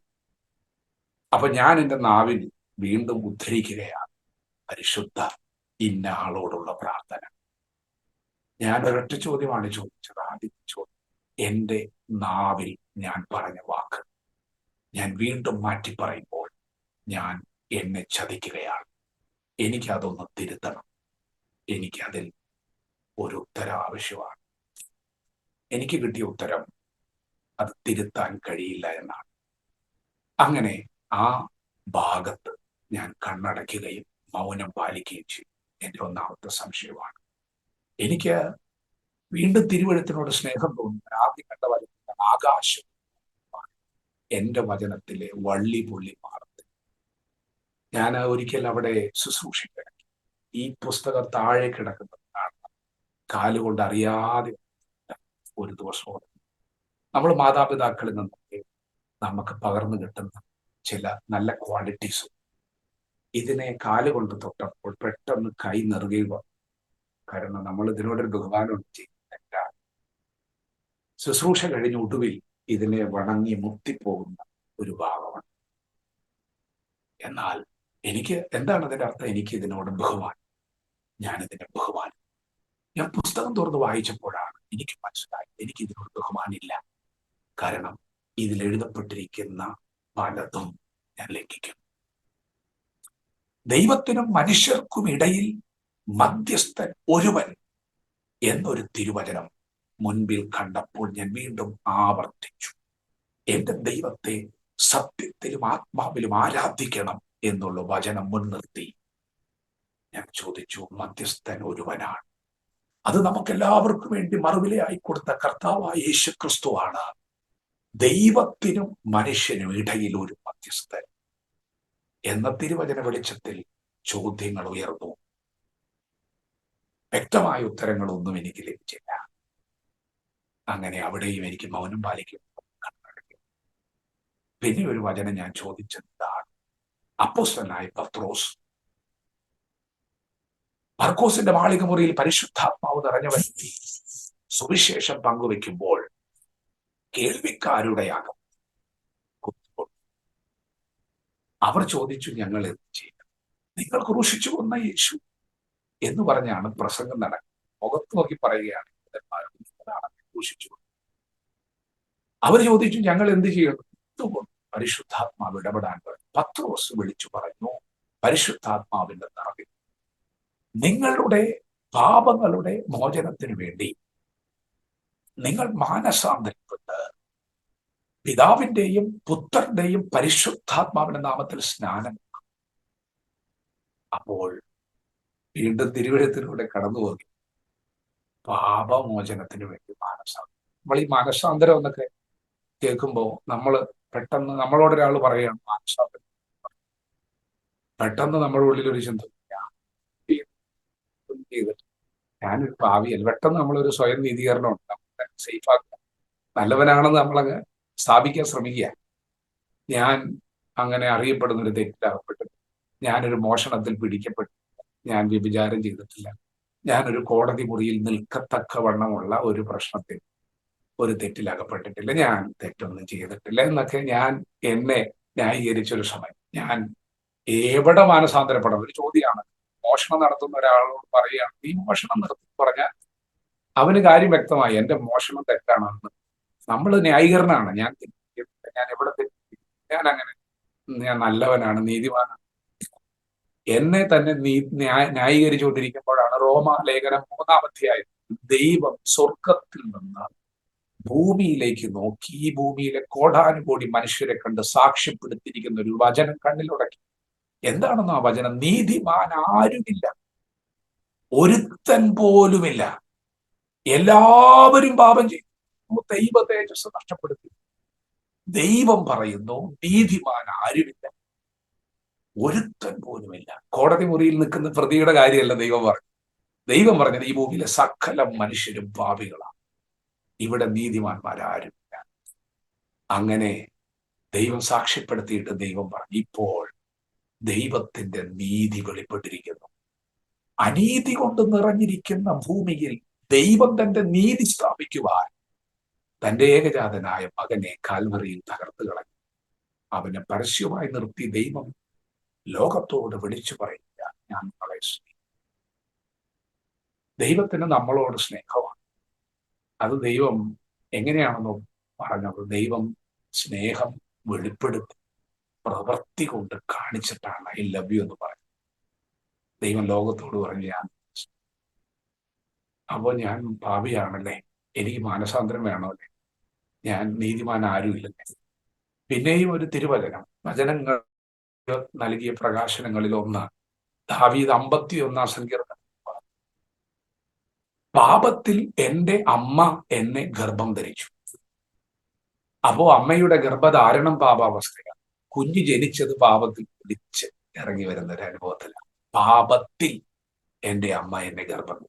അപ്പോ നമ്മൾ വലിയ കുറ്റകൃത്യമൊക്കെ ചെയ്ത് പാപിയായതല്ല, ഗർഭാവസ്ഥ പാപാവസ്ഥയാണ്. ജനനത്തിൽ തന്നെ എനിക്ക് രണ്ടു മക്കളാണ്, സെറമോള്, അന്നമോള്. ഇവരിങ്ങനെ വളർന്നു വരുമ്പോ ഞാൻ ശ്രദ്ധിച്ച ഒരു കാര്യമാണ്, നമ്മൾ കുശുമ്പിന്റെ ട്യൂഷൻ ക്ലാസ് നടത്തും. കുശുമ്പ് അങ്ങനെ സംഭവങ്ങളൊന്നും പഠിപ്പിച്ചിട്ടില്ല. ഇവരിങ്ങനെ വളർന്നു വരുമ്പോ തന്നെ എന്തെങ്കിലും ഒരു കളിപ്പാണ് ഇടയിൽ. ഇത് എവിടെ വെച്ചിരിക്കുമായിരുന്നു? കാരണം ഈ കുശുമ്പ് വന്നതേ എന്തൊരു കുശുമ്പാണ്. ഞാൻ ഈ വചനം ഓർത്തു, പാപത്തിൽ എൻ്റെ അമ്മ എന്നെ ഗർഭം.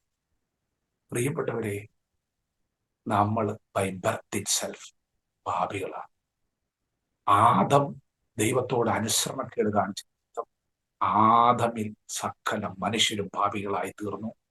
ആ പാപം നിമിത്തം സകല മനുഷ്യരിലും മരണം പരന്നു. ഞാൻ ചെന്നിട്ട് ഉത്തരവാദിത്തപ്പെട്ട ഒരാളോട് ചോദിച്ചു, യേശു കർത്താവ് ഈ ഭൂമിക്ക് വന്നത് എനിക്ക് വേണ്ടിയാണ്. എന്റെ പാപം ചുമന്നാണ് ക്രൂശിൽ മരിച്ചത്. എനിക്ക് മാനസാന്തരം വേണമെന്നാണ് പറഞ്ഞത്. മാനസാന്തരം എന്നൊരു വിഷയം മനസ്സിലാക്കി. പാപമോചനം അത് അത്യാവശ്യമാണ്. അടുത്തൊരു സ്റ്റെപ്പുണ്ട്, സ്നാനപ്പെടണമെന്ന് തിരുവഴുത്തിനോട് പറയും. ഞാനിപ്പോ പറഞ്ഞുകൊണ്ടിരിക്കുന്ന മുഴുവൻ എൻ്റെ അനുഭവമാണ്. ആരെയും കുറ്റപ്പെടുത്താനൊന്നും അല്ല. എൻ്റെ ദൈവത്തെ എനിക്ക് സത്യത്തിൽ ആത്മാവിൽ ആരാധിക്കണം. എങ്ങനെയാണ് ആ വഴിയിലേക്ക് തിരിഞ്ഞത് എന്നുള്ളതിന് ദൈവം നൽകിയ പ്രകാശനങ്ങൾ മാത്രമാണ് ഞാൻ പറയുന്നത്. എന്നോട് പറഞ്ഞു, നിന്റെ സ്നാനം കഴിഞ്ഞതാണ്. എപ്പോൾ കഴിഞ്ഞു? നിന്റെ സ്നാനം കഴിഞ്ഞതാണ്. പറഞ്ഞു വന്നത്, ഞാൻ ജനിച്ച ഉടനെ, ഞാൻ വളരെ കുഞ്ഞായിരുന്ന സമയത്ത്, അമ്മേ എന്ന് വിളിക്കാൻ പോലും പ്രാപ്തിയില്ലാതിരുന്ന സമയത്ത് എന്റെ സ്നാനം കഴിഞ്ഞു. എനിക്ക് ഓർമ്മയില്ല, എനിക്ക് അറിയേയില്ല, അമ്മേനെ പോലും മര്യാദയ്ക്ക് അറിഞ്ഞിട്ടില്ല. എന്റെ സ്നാനം കഴിഞ്ഞു. അത് അത്ര നേരത്തെ കഴിഞ്ഞത്. അങ്ങനെയാണ് ഞങ്ങൾ സെറ്റ് ചെയ്തിരിക്കുന്നത്. അല്പം നേരത്തെ ഈ പുസ്തകത്തോട് കൂട്ടരുത്, ഇതിൽ നിന്നും കുറയ്ക്കരുത്.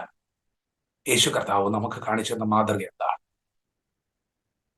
ഫിലിപ്പോസ് എത്യോപ്യക്കാരനായ ഫിനാൻസ് മിനിസ്റ്ററോടുകൂടെ തേരിൽ യാത്ര ചെയ്യുമ്പോൾ സുവിശേഷം പങ്കുവെച്ച അനന്തരം ആ മനുഷ്യൻ പറഞ്ഞു, ദാ വെള്ളം, സ്നാനമേൽക്കാൻ എന്തെങ്കിലും വിരോധമുണ്ടോ? ഫിലിപ്പോസ് എന്ന സുവിശേഷൻ ആ ഷണ്ണനോട് പറഞ്ഞു, നീ പൂർണ്ണ ഹൃദയത്തോടെ വിശ്വസിക്കുന്നുവെങ്കിൽ നിനക്കാകാം. എപ്പോഴാകാം? നീ വിശ്വസിക്കുന്നുവെങ്കിൽ, നീ പൂർണ്ണ ഹൃദയത്തോടെ അവരിരുവരും വെള്ളത്തിൽ ഇറങ്ങി. കുഞ്ഞായിരിക്കുമ്പോഴല്ല, അവൻ മാനസാന്തരം വന്നു. അവനൊരു പാപബോധം വന്നു.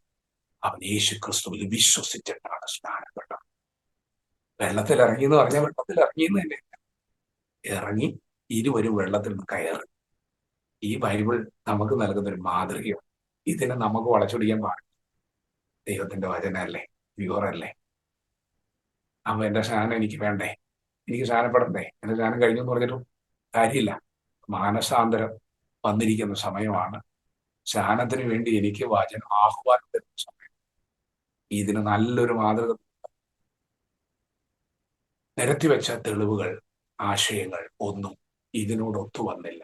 ഞാൻ തൃപ്തനായിരുന്നില്ല. അവിടെ നിന്ന് ഒരു വലിയ ചോദ്യചിഹ്നവുമായി ഇറങ്ങി. പിന്നെ എനിക്ക് ഒന്നിനും തൃപ്തി ഉണ്ടായിരുന്നു. കാരണം എൻ്റെ അകത്ത് വചനം അതുകൊണ്ടാണ്. വചനം സത്യമാണ്. യേശു ഞാൻ തന്നെ സത്യം, വചനം സത്യമാണ്. അതുകൊണ്ട് സത്യവചനം അകത്ത് കടന്നിരിക്കുമ്പോൾ പൊള്ളയായതിനൊന്നും പിടിച്ചേക്കാൻ പറ്റില്ല, നുണയ്ക്ക് പിടിച്ചേക്കാൻ പറ്റില്ല, ഇരുട്ടിന് പിടിച്ചേക്കാൻ പറ്റില്ല. അതുകൊണ്ട് എൻ്റെ തൃപ്തി പോയിരുന്നു. അങ്ങനെയാണ് കോളേജിൽ വരുന്നത്. ഈ അനുഭവത്തിലേക്ക് ഞാൻ ഈ പ്രകാശനം വീണ്ടും കയറി വരുന്നത്, യേശുവിന് വേണ്ടി ജീവനം സമർപ്പിക്കും. എൻ്റെ വീട്ടിൽ ഞാൻ ഒറ്റയ്ക്കാണ് വിശ്വാസം. അപ്പനും അമ്മയും ഒക്കെ യാക്കോബായ പശ്ചാത്തലമാണ്. എൻ്റെ അപ്പ വിശ്വാസത്തിൽ വന്നതുകൊണ്ട് എന്നെ ഉപദ്രവിച്ചിട്ടില്ല. അങ്ങനെ ബൈബിളിലോട്ടുണ്ടോ, ഈ ലോകം നിങ്ങൾ ഉപദ്രവിക്കും വായിക്കാറുണ്ട്, പക്ഷെ ഒന്നും ചെയ്തിട്ടില്ല. സ്നേഹിച്ചൊരു മനുഷ്യനായതുകൊണ്ട് ഉപദ്രവിച്ചിട്ടില്ല, തല്ലിയിട്ടില്ല, ഇറക്കി വിട്ടിട്ടില്ല, ഒന്നും ചെയ്തില്ല. അങ്ങനെ അനുഭവങ്ങൾ ഉള്ളവരുണ്ട്. എൻ്റെ വീട്ടിൽ അങ്ങനെ ഉണ്ടായി. പക്ഷെ എൻ്റെ അപ്പ ചെയ്യുന്നത്, സ്നേഹിക്കുന്നവർ നമ്മളോട് കാണിക്കുന്ന പിന്മാറ്റമുണ്ട്. അത് ചിലപ്പോൾ മുഖഭാവമാകട്ടെ, മൗനാകട്ടെ, അതൊക്കെ ഭയങ്കര പ്രയാസം. മുഖത്തടിക്കുന്നതിന് വരുന്നില്ല അല്ലെ. എൻ്റെ അപ്പച്ചി എന്നോട് അങ്ങനെ പെരുമാറിയിട്ടുണ്ട്. കുറച്ച് നാൾ മിണ്ടില്ലായിരുന്നു, ഇടയ്ക്ക് ഭക്ഷണം കഴിക്കില്ലായിരുന്നു. അങ്ങനെ അതെങ്കിലൊക്കെ ഒന്ന് കാണിക്കണ്ടേ. അങ്ങനെയൊക്കെ ചില ഇഷ്ടക്കേടുകളൊക്കെ ആ സമയത്ത് കണ്ടു. ഭയങ്കര പ്രയാസം. കുറച്ച് നാളുകൾ ഞാൻ പഠനം കഴിഞ്ഞ് തൃശ്ശൂരിൽ നിന്ന് എന്റെ ഭവനത്തിലേക്ക് വന്നു. കുറച്ച് നാളുകൾ ആരാധനയ്ക്ക് കടന്നു പോകാനുള്ള സ്വാതന്ത്ര്യമില്ലായിരുന്നു. ഏകദേശം 6 മാസത്തോളം ഞാൻ വീട്ടിലിരുന്ന സമയത്ത് എനിക്ക് തീരുമാനം എടുക്കാൻ ഞാൻ സ്ട്രഗിൾ ചെയ്ത സമയം, ഞാൻ എന്റെ മുമ്പിലുള്ള വെല്ലുവിളികളും പ്രതിസന്ധികളും ഒക്കെ അതിജീവിക്കാൻ പ്രയാസപ്പെട്ട സമയം ഒക്കെ മുൻപ് ഫേസ് സിറ്റി ചർച്ചിലാണ് ഞാൻ ഒരു 1.5 വർഷം പോയി. ഒരു രാത്രി 6 മാസം കഴിഞ്ഞ ഒരു രാത്രി എന്റെ അപ്പ എന്റെ കിടക്കയിൽ അടുക്കൽ വന്നിരുന്നു. എന്റെ സഹോദരൻ മരണ്ടിൽ വേറൊരു സ്ഥലത്ത് രാത്രി ഒരു മീറ്റിംഗിൽ പറയുകയാണ്, എന്റെ സഹോദരൻ എൽദോസ് പറയുകയാണ്, എന്റെ സഹോദരൻ ജീസൻ എന്നോട് വന്നിരുന്നെങ്കിൽ ഞാൻ ആശി അവൻ വന്നിരുന്നെങ്കിൽ അവൻ എനിക്ക് കൂട്ടായിരുന്നു എന്ന്. ഒരു ശനിയാഴ്ച ഒരു മീറ്റിംഗ് നടക്കുകയാണ്, വേറെ സ്ഥലത്താണ്. ഇങ്ങനെ ആഗ്രഹിച്ചു പ്രാർത്ഥിച്ച കൂട്ടായ്മയിൽ അതൊക്കെ പറഞ്ഞു. അന്ന് രാത്രി സെയിം രാത്രി 6 മാസം കഴിഞ്ഞു എന്റെ അപ്പ 2 മണിക്ക് എന്റെ കിടക്കരികിൽ വന്നിരുന്നു പറയണം, മോനെ ഇവിടെ അടുത്തൊന്നും പോകണ്ട, അത്രയായിട്ടില്ല, നീ ദൂരെ പൊക്കോ, ഫേസ് സിറ്റി ചർച്ചിൽ പൊക്കോ എന്ന് പറഞ്ഞാൽ ലിങ്ക് നോക്കണേ, ദൈവത്തിന്റെ കരുണ നോക്കണേ. അങ്ങനെയാണ് ഞാൻ ഫേസ് സിറ്റി ചർച്ചിൽ 1.5 വർഷത്തോളം ഞാൻ കർത്താവിനെ ആരാധിച്ചു. അപ്പോഴും ഞാൻ റെസ്ട്രിക്റ്റഡ് ആയിരുന്നു. എനിക്ക് ഇന്ന സമയത്ത് വീട്ടിൽ എത്തണമെന്നോ സ്ട്രിക്റ്റ് റൂളുകൾ ഉണ്ടായിരുന്നു. അങ്ങനെയാണ് ഞാൻ ഒത്തിരി സ്ട്രഗിൾ ചെയ്ത സമയം. 2013 ഞാൻ സൺറൈസ് ഹോസ്പിറ്റലിൽ ഞാൻ അവിടെ നഴ്സായി ജോലി ചെയ്യുന്ന സമയത്താണ് എനിക്ക് പെട്ടെന്ന് ഒരു പനി വന്നു, ക്ഷീണം വന്നു. ഡെങ്കിപ്പനി ആയിരുന്നു. ഞാൻ ജോലി കഴിഞ്ഞ് വീട്ടിൽ വന്നു. ഞാനങ്ങ് തളർന്നു പോയി. എനിക്ക് നിൽക്കാൻ വരെ ശേഷിയില്ലാതിരുന്നൊരു സമയം. വിശ്വാസത്തിൽ വന്ന ശേഷം എൻ്റെ ജീവിതത്തിൽ വന്ന കഷ്ടതയാണ്, രോഗമാണ്. ഞാൻ അല്പം പോലും എഴുന്നേറ്റ് നിൽക്കാൻ ത്രാണിയില്ലാത്തവനെ പോലെ ഞാൻ എൻ്റെ ബെഡിൽ കിടന്ന ഒരു ദിവസം. എന്നെ കൊണ്ട് എൻ്റെ അപ്പനും എൻ്റെ സഹോദരങ്ങളൊക്കെ എറണാകുളത്തുള്ള ദേവി ഹോസ്പിറ്റലിൽ കൊണ്ടുപോയി. എനിക്ക് നിൽക്കാൻ ശക്തിയില്ല. എന്നെ പിടിച്ചാണ് വന്നത്. അത്രത്തോളം ഞാൻ തളർന്നിരുന്നു. അവർ ബ്ലഡൊക്കെ ചെക്ക് ചെയ്തിട്ട് എന്നെ മെഡിക്കൽ ട്രസ്റ്റ് ഹോസ്പിറ്റലിൽ മെഡിക്കൽ ട്രസ്റ്റിൽ ചെന്നപ്പോൾ ഈ റിപ്പോർട്ടുകൾ കണ്ടപ്പോൾ തന്നെ എന്നോട് ചോദിച്ചു, താങ്കൾ മദ്യപിക്കുമോ എന്ന് ചോദിച്ചു. ഞാൻ പറഞ്ഞു, ഞാൻ മദ്യപിച്ചിട്ടില്ല, മദ്യപിക്കുന്ന ആൾ. ഇത് ചോദിക്കാൻ കാരണം എൻ്റെ ലിവർ കാര്യമായ ഒരു ഇൻഫെക്ഷൻ വന്നു. SGPT, SCOT എന്ന് പറയുന്നത് 2 എൻസൈംസും. അതിന്റെ നോർമൽ അളവ് 15 മുതൽ 50 വരെ. എന്റെ SGPT, SCOT വന്നിരിക്കുന്നത് ആ സമയത്ത് വന്നിരിക്കുന്നത് 600 ആണ്. അപ്പൊ ഡോക്ടർ ചോദിച്ചു, മദ്യപിക്കുന്ന ഒരാളുടെ ലിവർ കാര്യമായ പ്രശ്നങ്ങൾ വരുമ്പോഴാണ് ഇത്രത്തോളം ഒക്കെ അളവിലേക്ക് ആ എൻസൈം കയറുന്നത്. അതുകൊണ്ടാണ് അത് ചോദിച്ചത്. ഓക്കെ എന്ന് പറഞ്ഞ് അവരെന്നെ വാർഡിലേക്ക് മാറ്റുന്നു. എന്നെ ചെക്ക് ചെയ്യുന്നു, ബ്ലഡ് ചെക്ക് ചെയ്യുന്നു, എന്റെ പനി ഏതാന്ന് കണ്ടുപിടിക്കുന്നു. അങ്ങനെ അവർ സ്ഥിരീകരിച്ചു ഡെങ്കിപ്പനി. 3-ാമത്തെ ദിവസം പകൽ പെട്ടെന്ന് നേഴ്സ് വന്ന് എന്നെ പെട്ടെന്ന് എമർജൻസിയായി ICUവിലേക്ക് ഷിഫ്റ്റ് ചെയ്യുന്ന ഒരു കാഴ്ചയാണ് കാണുന്നത്. എന്താണെന്ന് പോലും വ്യക്തമായി വിവരിക്കാതെ ICUവിലേക്ക് ഷിഫ്റ്റ് ചെയ്തു. ഞാൻ വളരെയധികം ക്ഷീണിച്ചു. ഇപ്പോഴുള്ള ശാരീരിക അവസ്ഥയിൽ നിന്നും 25 കിലോ കുറഞ്ഞു. ഇത്രത്തോളം ഞാൻ ക്ഷീണിതനായിരുന്നു. ഡോക്ടർമാർ എന്റെ ഫയലുകൾ നോക്കുന്നു, നഴ്സുമാർ എല്ലാം ഞാൻ കാണും. പെട്ടെന്ന് ഡോക്ടർ പുറത്തേക്ക് ഇറങ്ങി എന്റെ പിതാവിനെ നോക്കിയിട്ട് എന്റെ പിതാവിനോട് പറയാനുള്ള ശക്തി ഡോക്ടർക്ക് ഉണ്ടായിരുന്നില്ല. നല്ല മഴ പെയ്യുന്ന ഒരു രാത്രി എന്റെ അപ്പൻ വേർത്തു കുളിച്ചെന്താ, കാരണം എന്റെ അവസ്ഥ അത്ര മോശമായി. എന്റെ പിതാവിനോട് പറയാൻ ഡോക്ടർക്ക് ശക്തി ഉണ്ടായിരുന്നില്ല. എന്റെ അളിയൻ തൊട്ടടുത്ത് നിൽക്കുന്നത് കണ്ട്, എന്റെ സഹോദരിയുടെ ഭർത്താവാണ്, ഡോക്ടർ പറഞ്ഞു, നിങ്ങളുടെ സഹോദരന്റെ അവസ്ഥ വളരെ മോശമാണ്, വളരെ മോശമാണ്. SGPT എന്ന് പറയുന്ന എൻസൈം നോർമൽ 15 to 50 മെഡിക്കൽ ട്രസ്റ്റിന്റെ ഹിസ്റ്ററിയിൽ അത് ഇങ്ങനെ ഡെങ്കിപ്പനി വരുമ്പോൾ 2000-3000 കയറാറുണ്ട്. ഏറ്റവും അധികം കയറിയത് 8000 എന്നാണ് എൻ്റെ ഓർമ്മ. ദീപ എന്ന് പറയുന്ന സഹോദരിയുടെ പേരാണ് പറഞ്ഞത്. അത് തൊടുപുഴയിൽ നിന്ന് വന്നൊരു സഹോദരി. ആ സഹോദരിയെ ട്രീറ്റ് ചെയ്ത ഡോക്ടറാണ് ഡോക്ടർ ബാബു ജോൺ മാത്യൂസ്. അദ്ദേഹം മരിച്ചു എന്നാണ് ഞാൻ അറിഞ്ഞത്. മരിച്ചിട്ടുണ്ട്. മനുഷ്യൻ ഈ ലോകത്തിലില്ല. നല്ലൊരു ഡോക്ടറായിരുന്നു, MD ആയിരുന്നു. ആ ഡോക്ടറായിരുന്നു എന്നെ ട്രീറ്റ് ചെയ്തത്. ആ ഡോക്ടർ പറയുകയാണ്, ആ സഹോദരി കാഷ്വാലിറ്റി ICUവിലേക്ക് ഞങ്ങൾ കൊണ്ടുപോകുന്ന വഴിയിൽ തന്നെ മരിച്ചു. അത്രത്തോളം ബാഡായിരുന്നു കണ്ടീഷൻ. SGPTയുടെ അളവ് 8000. അത്രത്തോളം ലിവർ ഫെയിലിയർ ആയി എന്നാണ് അതിന്റെ SGPT, SCOT വളരെ കൂടുതലാണ്. അപ്പൊ ഡോക്ടർ പറഞ്ഞു, താങ്കളുടെ മകന്റെ അല്ലെങ്കിൽ എന്റെ അളിയനോട് ഒരു സഹോദരന്റെ SGPT അളവ് 11,000 തന്നെ. അപ്പൊ ഞങ്ങളുടെ ഹിസ്റ്ററിയിൽ വന്ന പേഷ്യന്റിന്റെ അവസ്ഥ ഞങ്ങൾക്കറിയാം. ഞങ്ങൾക്ക് പ്രത്യേകിച്ച് ഒന്നും ചെയ്യാനുള്ള മരുന്ന് കൊടുത്തിട്ടില്ല. ഏത് നിമിഷവും നിങ്ങളുടെ സഹോദരൻ മരിക്കാൻ സാധ്യതയുണ്ട്, അത്രത്തോളം മോശമാണ് കണ്ടീഷൻ എന്ന് പറഞ്ഞ് അളിയനോടത് പറഞ്ഞ അളിയൻ അവരോട് പറയാനുള്ള ശക്തിയുണ്ട്, ആരോടും പറയാൻ ശക്തിയില്ല. എൻ്റെ പെങ്ങളന്ന് സൗദിയിലാണ്. അവളെ വിളിച്ചു പറയുന്നു, അവൾ എന്നെ കാണാനായിട്ട് അവിടെ വരും. ഇതൊക്കെ ഞാൻ കാണുന്നുണ്ട്. അവൾ വന്ന് കാണും, കരയും. ഞാൻ നേഴ്സിനോട് ചോദിച്ചു എന്താ കണ്ടീഷൻ എന്ന് പറഞ്ഞ് നമ്മൾ പറയും. അവ പറഞ്ഞു വളരെ റെയർ കേസ് എനിക്ക് അവിടെ മറ്റുള്ളവരോട് സംസാരിക്കാൻ, എനിക്ക് അവിടെ ആരോ ഒരാൾ കരിക്കും വെള്ളം കൊണ്ടുവന്ന് ഞാൻ അത് കുടിച്ച സ്പോട്ടിൽ തന്നെ ഞാനത് ഛർദ്ദിക്കുക. ആ ഒരു ഓർമ്മകളാണ്. ഡോക്ടർ പറഞ്ഞു നിങ്ങൾ ദൈവത്തോട് പ്രാർത്ഥിക്കുക. ഒടുവിലത്തെ വാക്കാണ് നിങ്ങൾ പ്രാർത്ഥിക്കും, വേറെ നമുക്ക് പ്രത്യേകിച്ച് ഒന്നും ചെയ്യാൻ എന്നൊരു വാക്ക് പറഞ്ഞു ഡോക്ടർ കടന്നുപോയി. എൻ്റെ അപ്പയോട് എൻ്റെ കൊച്ചപ്പനാണ് ആ വിവരം പിന്നെ പറയുന്നത്. അപ്പൊ വല്ലാതെ പറഞ്ഞു. 25 വയസ്സായ എൻ്റെ അപ്പ എല്ലാ വിശ്വാസികളെയും സാല്യവാരെയൊക്കെ വിളിച്ചു പറഞ്ഞു, എല്ലാവരോടും പറഞ്ഞു പ്രാർത്ഥിക്കും. കരഞ്ഞുകൊണ്ടാണ് വിളിക്കുന്നത്, ഇത്രത്തോളം മോശമാണ് കണ്ടീഷൻ. എല്ലാവരോടും വിളിച്ചു പറഞ്ഞു പ്രാർത്ഥിക്കാം. അവിടെ ആ വരാന്തയിൽ എല്ലാവരും പ്രാർത്ഥന തുടങ്ങി. എനിക്ക് വേണ്ടി എടുത്ത മുറി പ്രാർത്ഥന. പ്രിയപ്പെട്ടവരെ, ഞാൻ വീണ്ടും ഈ തിരുവചനത്തിൽ നമ്മുടെ ദൈവം ജീവിക്കുന്ന ദൈവമാണ്. യഹോവയുടെ കണ്ണ് നീതിമാന്മാരുടെ മേൽ, അവന്റെ ചെവി അവരുടെ നിലവിളിക്ക് തുറന്നിരിക്കുകയാണ്. നമ്മുടെ ദൈവത്തിന് തുറന്നിരിക്കുന്ന ഒരു കണ്ണുണ്ട്, തുറന്നിരിക്കുന്ന ഒരു ചെവിയുണ്ട്. കണ്ണുണ്ടെങ്കിൽ കാണാത്ത, ചെവിയുണ്ടെങ്കിൽ കേൾക്കാത്ത, നാവുണ്ടെങ്കിൽ സംസാരിക്കാത്ത ഊമ വിഗ്രഹത്തെ കുറിച്ചിട്ടല്ല പറയുന്നത്. ഇത് യഹോവയാണ്. യഹോവ ജീവനുള്ള ദൈവം, യഹോവ നിത്യദൈവം. അവൻ പ്രാർത്ഥന കേൾക്കുന്ന ദൈവമാണ്. എല്ലാവരും മുട്ടുകുത്തി പ്രാർത്ഥിച്ചു. എല്ലാവരും പ്രാർത്ഥിച്ചു. പ്രാർത്ഥന ഫലിക്കുമോ? പ്രിയപ്പെട്ടവരെ, നമ്മുടെ ദൈവം തന്റെ ഭക്തന്മാരുടെ പ്രാർത്ഥനയിൽ എങ്ങനെ പ്രതികരിക്കുമെന്ന് പറയാം. അന്ന് രാത്രിയിൽ എല്ലാവരും പ്രാർത്ഥിച്ചു. അടുത്ത ദിവസം മോർണിംഗ് ഞാൻ കാണുന്നു എന്റെ ഫയൽ ഡോക്ടർ നോക്കുന്നു, ചിരിച്ചുകൊണ്ട് പുറത്തേക്ക് പോകുന്നൊരു കാഴ്ച. ഡോക്ടർ പുറത്തിറങ്ങി പറഞ്ഞു, നിങ്ങളുടെ മകന്റെ ആരോഗ്യം കാര്യമായൊരു മാറ്റം വന്നിരിക്കുന്നു. SGPTയുടെ അളവ് 11,500 എന്നുള്ളത് 5,000 കുറഞ്ഞു എന്ന് പറഞ്ഞിട്ട് പറഞ്ഞു, നിങ്ങളുടെ ദൈവം ജീവിക്കുന്ന ദൈവമാണ്. സുവിശേഷം പറഞ്ഞിട്ടില്ല, ഒരു വാക്കുപോലും പറഞ്ഞിട്ടില്ല. ആ മനുഷ്യൻ എന്റെ ജീവിതം കണ്ട്, എന്റെ റിപ്പോർട്ട് കണ്ട്, എന്റെ അവസ്ഥ കണ്ട് പറഞ്ഞു, തനിക്ക് ശക്തിയുണ്ട്, നിന്റെ ദൈവം ജീവിക്കുന്നവൻ. പ്രിയപ്പെട്ടവരെ, എന്റെ ഓർമ്മയിൽ 5 ദിവസം കഴിഞ്ഞ് ഞാൻ ഡിസ്ചാർജാണ്. അത്ര വേഗത്തിൽ ദൈവം എന്നെ വിടുവിച്ചു. അത്ഭുതകരമായ വിടുതൽ അന്ന് രാത്രിയിലെ പ്രാർത്ഥനയിൽ സംഭവിച്ചു. ഞാൻ പിന്നെ ഡോക്ടറുമായി സംസാരിക്കുന്നു. ഞാൻ ഇതൊക്കെ ഒന്ന് അറിയുന്നത്, സംസാരിക്കുന്നു. ഗോപിയിൽ ചെല്ലുമ്പോഴാണ് ഡോക്ടർ പറഞ്ഞു, മോനെ, നിന്റെ ജീവിതകാലം മുഴുവൻ നീ നിന്റെ ദൈവത്തോട് നന്ദിയുള്ളവനായി. ഞങ്ങൾ ഒന്നും ചെയ്തിട്ടില്ല. നിന്റെ ദൈവമാണെന്ന് ജീവിതകാലം മുഴുവൻ നിന്റെ ദൈവത്തോട് നന്ദിയുള്ളവനായി.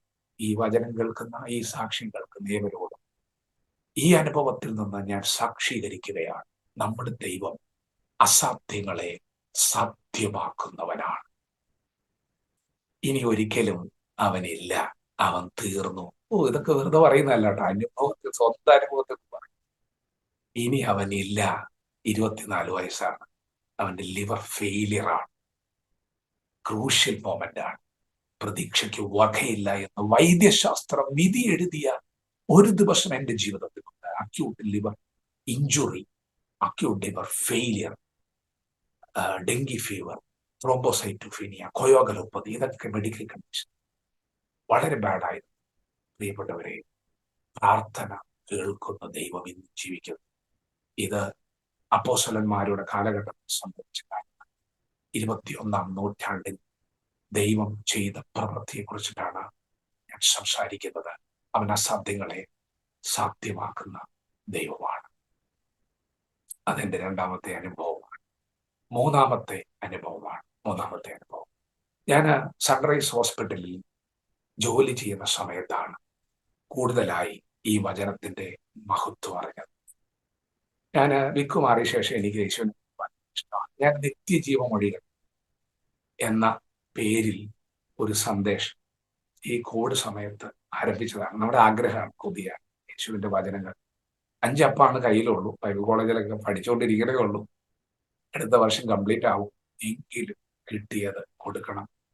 കാരണം ദൈവം എൻ്റെ ജീവിതത്തിൽ ചെയ്തത് മറക്കാൻ കഴിയുന്നതല്ല. അതുകൊണ്ട് കൊടുത്തുകൊണ്ടേയിരിക്കണം ഒരു ചിന്തയിൽ നിന്നാണ് 5 അപ്പം കൊടുക്കാൻ തുടങ്ങി. ഇപ്പൊ അത് 1155 എപ്പിസോഡാണ് ഇന്ന്. അപ്പൊ എനിക്ക് സന്തോഷമാണ്. ഇനിയും പറയാൻ ഇഷ്ടമാണ്. അപ്പൊ ഞാൻ സൺറൈസിൽ വെച്ചിട്ട് ഇങ്ങനെ പറഞ്ഞു നടക്കും. യേശു നല്ലവനാണ്, യേശു രക്ഷിക്കുന്നവനാണ്, യേശു ഇത്ര ഒന്നും പറയാൻ അറിയില്ല. ദൈവത്തിന്റെ കൃപയാണെങ്കിലും ഞാൻ എനിക്ക് അറിയുന്നത് പോലെ കഴിയുന്നത് പോലെ ഒക്കെ ഇങ്ങനെ പറഞ്ഞു നടക്കും. അത്ര എല്ലാവർക്കും ഇഷ്ടപ്പെടുന്ന ഒരു കാര്യമല്ല എപ്പോഴും ഇങ്ങനെ പറഞ്ഞുകൊണ്ട് നടക്കും.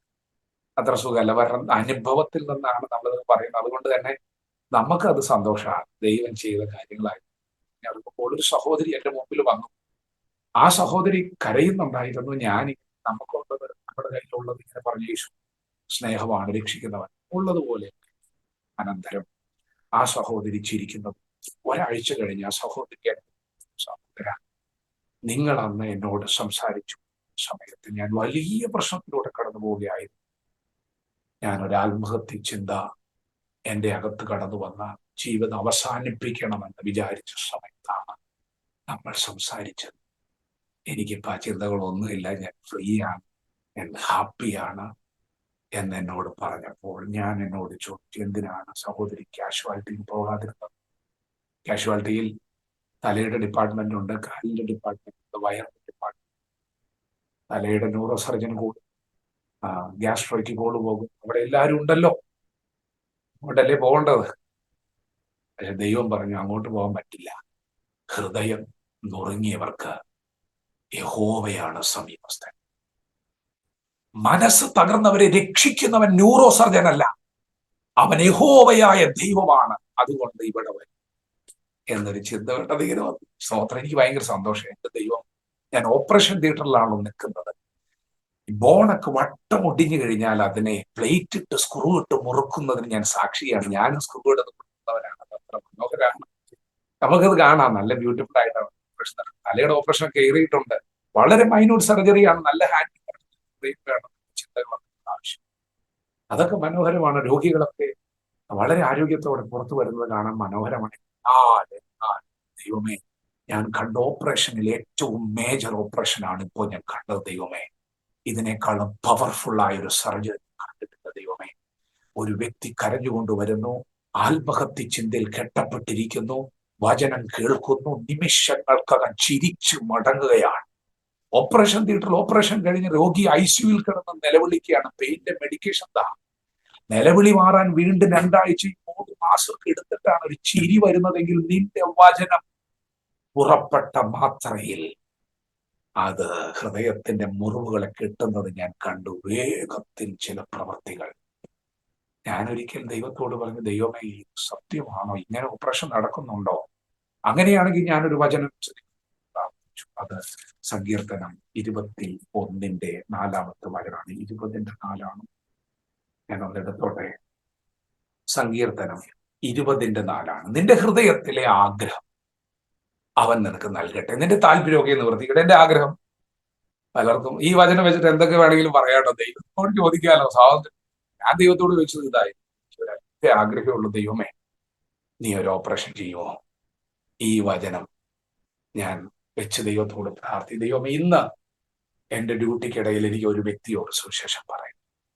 നീ സർജനായി ഇറങ്ങി വരണം, നീ ചലിക്കുന്നതൊന്ന് കാണണം. ഒരു ചെറിയ ആഗ്രഹം. കാരണം നമ്മളത് കണ്ടു, അതിന്റെ മനോഹാരിത കണ്ടു, അതിന്റെ പവർ കണ്ടു. അങ്ങനെ കണ്ടപ്പോഴത്തേക്ക് എനിക്ക് പ്രാർത്ഥന വന്നു. ഞാനന്ന് രാത്രി നൈറ്റ് ഡ്യൂട്ടിയാണ്. 11:30 ഒക്കെ ആയി. 11:30 നമ്മുടെ ഓപ്പറേഷൻ തിയേറ്ററിലെ വർക്കുകളൊക്കെ കഴിഞ്ഞു. ഇനി എമർജൻസി കേസുകൾ വന്നു കഴിഞ്ഞാൽ പെട്ടെന്ന് നമ്മൾ തിയേറ്റർ അറേഞ്ച് ചെയ്യണം. ആ നിമിഷം വരെ എനിക്ക് ആരോടും ഒന്നും പറയാൻ കഴിഞ്ഞില്ല. എല്ലാവരും ഡ്യൂട്ടിയിലാണ്, വിശ്രമത്തിലാണ്, ഉറക്കത്തിന് സമയം വന്നു. ചെറിയൊരു വിഷമം. ദൈവം, നമ്മൾ ഈ പ്രാർത്ഥിച്ചിട്ടൊക്കെ ഇരിക്കുമ്പോൾ പ്രാർത്ഥനകൾ മറുപടി വന്നില്ലെങ്കിൽ വിഷമമാണ്. ഞാൻ എന്റെ തൊട്ടപ്പുറത്തുള്ള ICUവിലേക്ക് ചെല്ലുകയാണ്. ഒരു ഷീറ്റ് എടുക്കാൻ പോവാണ്. തുറന്നങ്ങ് ചെന്നപ്പോൾ അവിടെ 5-6 പേഷ്യൻസ് കിടക്കുന്നു. സഹോദരി അവിടെ കുട്ടിയിലുണ്ട്. ഞാൻ തുറന്നു ചെല്ലുമ്പോൾ ഈ സഹോദരി കയ്യിൽ സിറിഞ്ച് വെച്ച് കുത്തിക്കൊണ്ടിരിക്കുകയാണ്, ഇഞ്ചക്ട് ചെയ്യാണ്. ഞാൻ തുറന്ന് കടന്നു ചെല്ലുന്ന മാത്രയിൽ എന്നെ കണ്ട ഉടനെ ആ സിറിഞ്ച് ആ സഹോദരി വലിച്ചെറിഞ്ഞു. ആ ടേബിൾ ഇങ്ങനെ തല വെച്ച് കിടന്ന് പൊട്ടിക്കരയാൻ തുടങ്ങി. എനിക്ക് മനസ്സിലായി സൂയിസൈഡൽ അറ്റംപ്റ്റ് ആണ്, ഇഞ്ചക്ട് ചെയ്യുകയായിരുന്നു. ഞാൻ ആ സഹോദരിയുടെ അടുത്ത് കുറച്ചു നേരം പോയി കരച്ചിലോട് കരച്ചിലാണ്. 11:30 സമയമാണ്. എനിക്ക് ഓർമ്മയുണ്ട്, ഞാൻ 3 മണി വരെ അവിടെ ഇരുന്ന് യേശു സ്നേഹിക്കുന്നവനാണ്, സുരക്ഷിതൻ.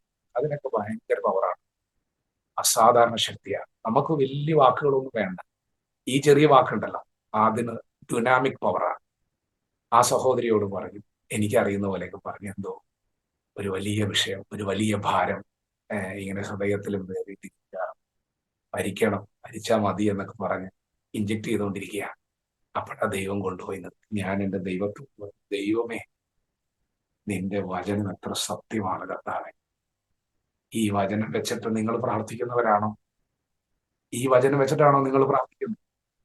ഈ വചനം നിങ്ങൾക്കൊരു ആശ, ആ ആശ വചനം തന്നതാണെങ്കിൽ ഈ വചനം നിങ്ങളെ ചതിക്കില്ല. അബ്രഹാമിന്റെ 100-ാമത്തെ വയസ്സിലും വടികുത്തിപ്പിടിച്ച് നടക്കുന്ന പ്രായത്തിൽ എങ്കിൽ മനസ്സിലാകുന്ന ഭാഷയിൽ പറയാം, വാർദ്ധക്യത്തിൽ ആശയ്ക്ക് വിരോധമായി ലോകം അംഗീകരിക്കില്ലെങ്കിൽ ആ മനുഷ്യൻ പറയുകയാണ്, എൻ്റെ ദൈവം എനിക്കൊരു മകനെ തരുമെന്ന് പറഞ്ഞിട്ടുണ്ടെങ്കിൽ എൻ്റെ ദൈവം പറഞ്ഞത് നിവർത്തിപ്പാൻ അവൻ സർവശക്തനാണ്. എവിടെ? 100-ാമത്തെ വയസ്സിൽ ആ ആശ കൊടുത്തത് ആരാണ്? വചനമാണ്. വെയിറ്റ് ചെയ്യാൻ റെഡിയാണ്, വെയിറ്റ് ചെയ്യാൻ റെഡിയാണ്. വെയിറ്റ് ചെയ്യണം കേട്ടോ. ഒരു കൃഷിക്കാരൻ തൻ്റെ നിലത്തിലെ ഫലത്തിനു വേണ്ടി കാത്തിരിക്കുന്നത് പോലെ ക്ഷമയോടെ കാത്തിരിക്കണം. ഇത് സത്യമാണെന്നും ഇത് ചതിക്കില്ലെന്നും നീ കാണും. എനിക്ക് മനസ്സിലായി, ദൈവമേ നീ സർജന, ഞാനൊരു ഉപകരണമാണ്. നമ്മൾ ഓരോരുത്തരും ദൈവത്തിന്റെ കയ്യിലെ ഉപകരണങ്ങൾ മാത്രമാണ്. ദൈവം സർജനാണ്. എനിക്കത് കാണാം, ഞാൻ തിയേറ്ററിൽ കണ്ടുകൊണ്ടിരിക്കുന്ന സർജൻ, ഉപകരണം. സ്തോത്രം. ഞാൻ പിന്നീട് ദൈവത്തോട് പറഞ്ഞു, ദൈവമേ ഇത് മനോഹരമാണല്ലോ. എൻ്റെ വ്യൂ കുറച്ച് മാറാൻ തുടങ്ങി. ഈ ഒരു ആംഗിളിലേക്ക് തിരി. ഒരു സഹോദരി അടുക്കൽ പറഞ്ഞു, സരിത എന്നാണ് പേര്, ഒരു ഹിന്ദു മതവിശ്വാസിയാണ്. യേശുവിനെ കുറിച്ച് കൂടുതൽ അറിയില്ല, കേട്ടിട്ടുണ്ട്. നമ്മുടെ നാട്ടിൽ യേശുവിനെ അറിയാലോ, കേട്ടിട്ടുണ്ട്, എന്നാൽ അടുത്തറിഞ്ഞിട്ടില്ല. അപ്പോൾ തന്നെ അവർ ഹിന്ദു മതത്തിൽ വിശ്വസിക്കുന്ന ഒരു സഹോദരിയാണ്. ആ സഹോദരി അടുത്ത് വന്ന് ഇങ്ങനെ യേശു നല്ലവനാണ്, സ്നേഹമാണ്. അപ്പോൾ സഹോദരി പറഞ്ഞു, എനിക്കിപ്പോൾ അത് കേൾക്കണ്ട, അത് കേൾക്കാനുള്ള മൂടല്ല. സഹോദരിക്ക് 9 വർഷം. ഞാനിത് പറയാൻ കാരണം എന്താണെന്ന് അറിയില്ല, യഹോവയുടെ പ്രവൃത്തികളെ ആർ വർണ്ണിക്കും. സങ്കീർത്തനക്കാരൻ പറഞ്ഞു, ഞാൻ യഹോവയുടെ പ്രവൃത്തി. അതിന്റെ ബേസിൽ നിന്നാണ് ഇത് സംസാരിക്കുന്നത്. ദൈവത്തിന്റെ പ്രവൃത്തിയാണ്. നോക്കൂ, ആ സഹോദരി പറഞ്ഞു, എനിക്ക് കുഞ്ഞുങ്ങളില്ല, എനിക്ക് സുവിശേഷം കേൾക്കാം. ഞാൻ അന്ന് വീട്ടിൽ ചെന്ന് ദൈവത്തോട്, ദൈവം പറയും, സുവിശേഷമാണ് പറഞ്ഞുകൊണ്ടിരിക്കുന്നത്, കുഞ്ഞുങ്ങളില്ലാത്തവരോട് എന്തു? ഈ തിരുവഴുത്തിൽ നിങ്ങളുടെ എല്ലാ ചോദ്യങ്ങളും കേട്ടോ, നിങ്ങൾക്കൊരു1000 ചോദ്യം ഉണ്ടെങ്കിൽ ഉത്തരം മുഴുവൻ ഇതിനാവും. ദൈവം പറഞ്ഞു, എടാ 100 വയസ്സുള്ള അബ്രഹാമെ ഞാൻ സർവ ശക്തിയുള്ള ദൈവമാണ്. നിന്റെ പ്രായം 99 കാണും, നീ ഭാരപ്പെടണ്ട, ഞാൻ സർവശക്തനാണ്. നീ ആ സഹോദരിയോട് പറയണം, 99 വയസ്സുള്ള അബ്രഹാം, 100 വയസ്സുള്ള അബ്രഹാം കുഞ്ഞിനെ കൊടുത്ത ഒരു പിതാവ്.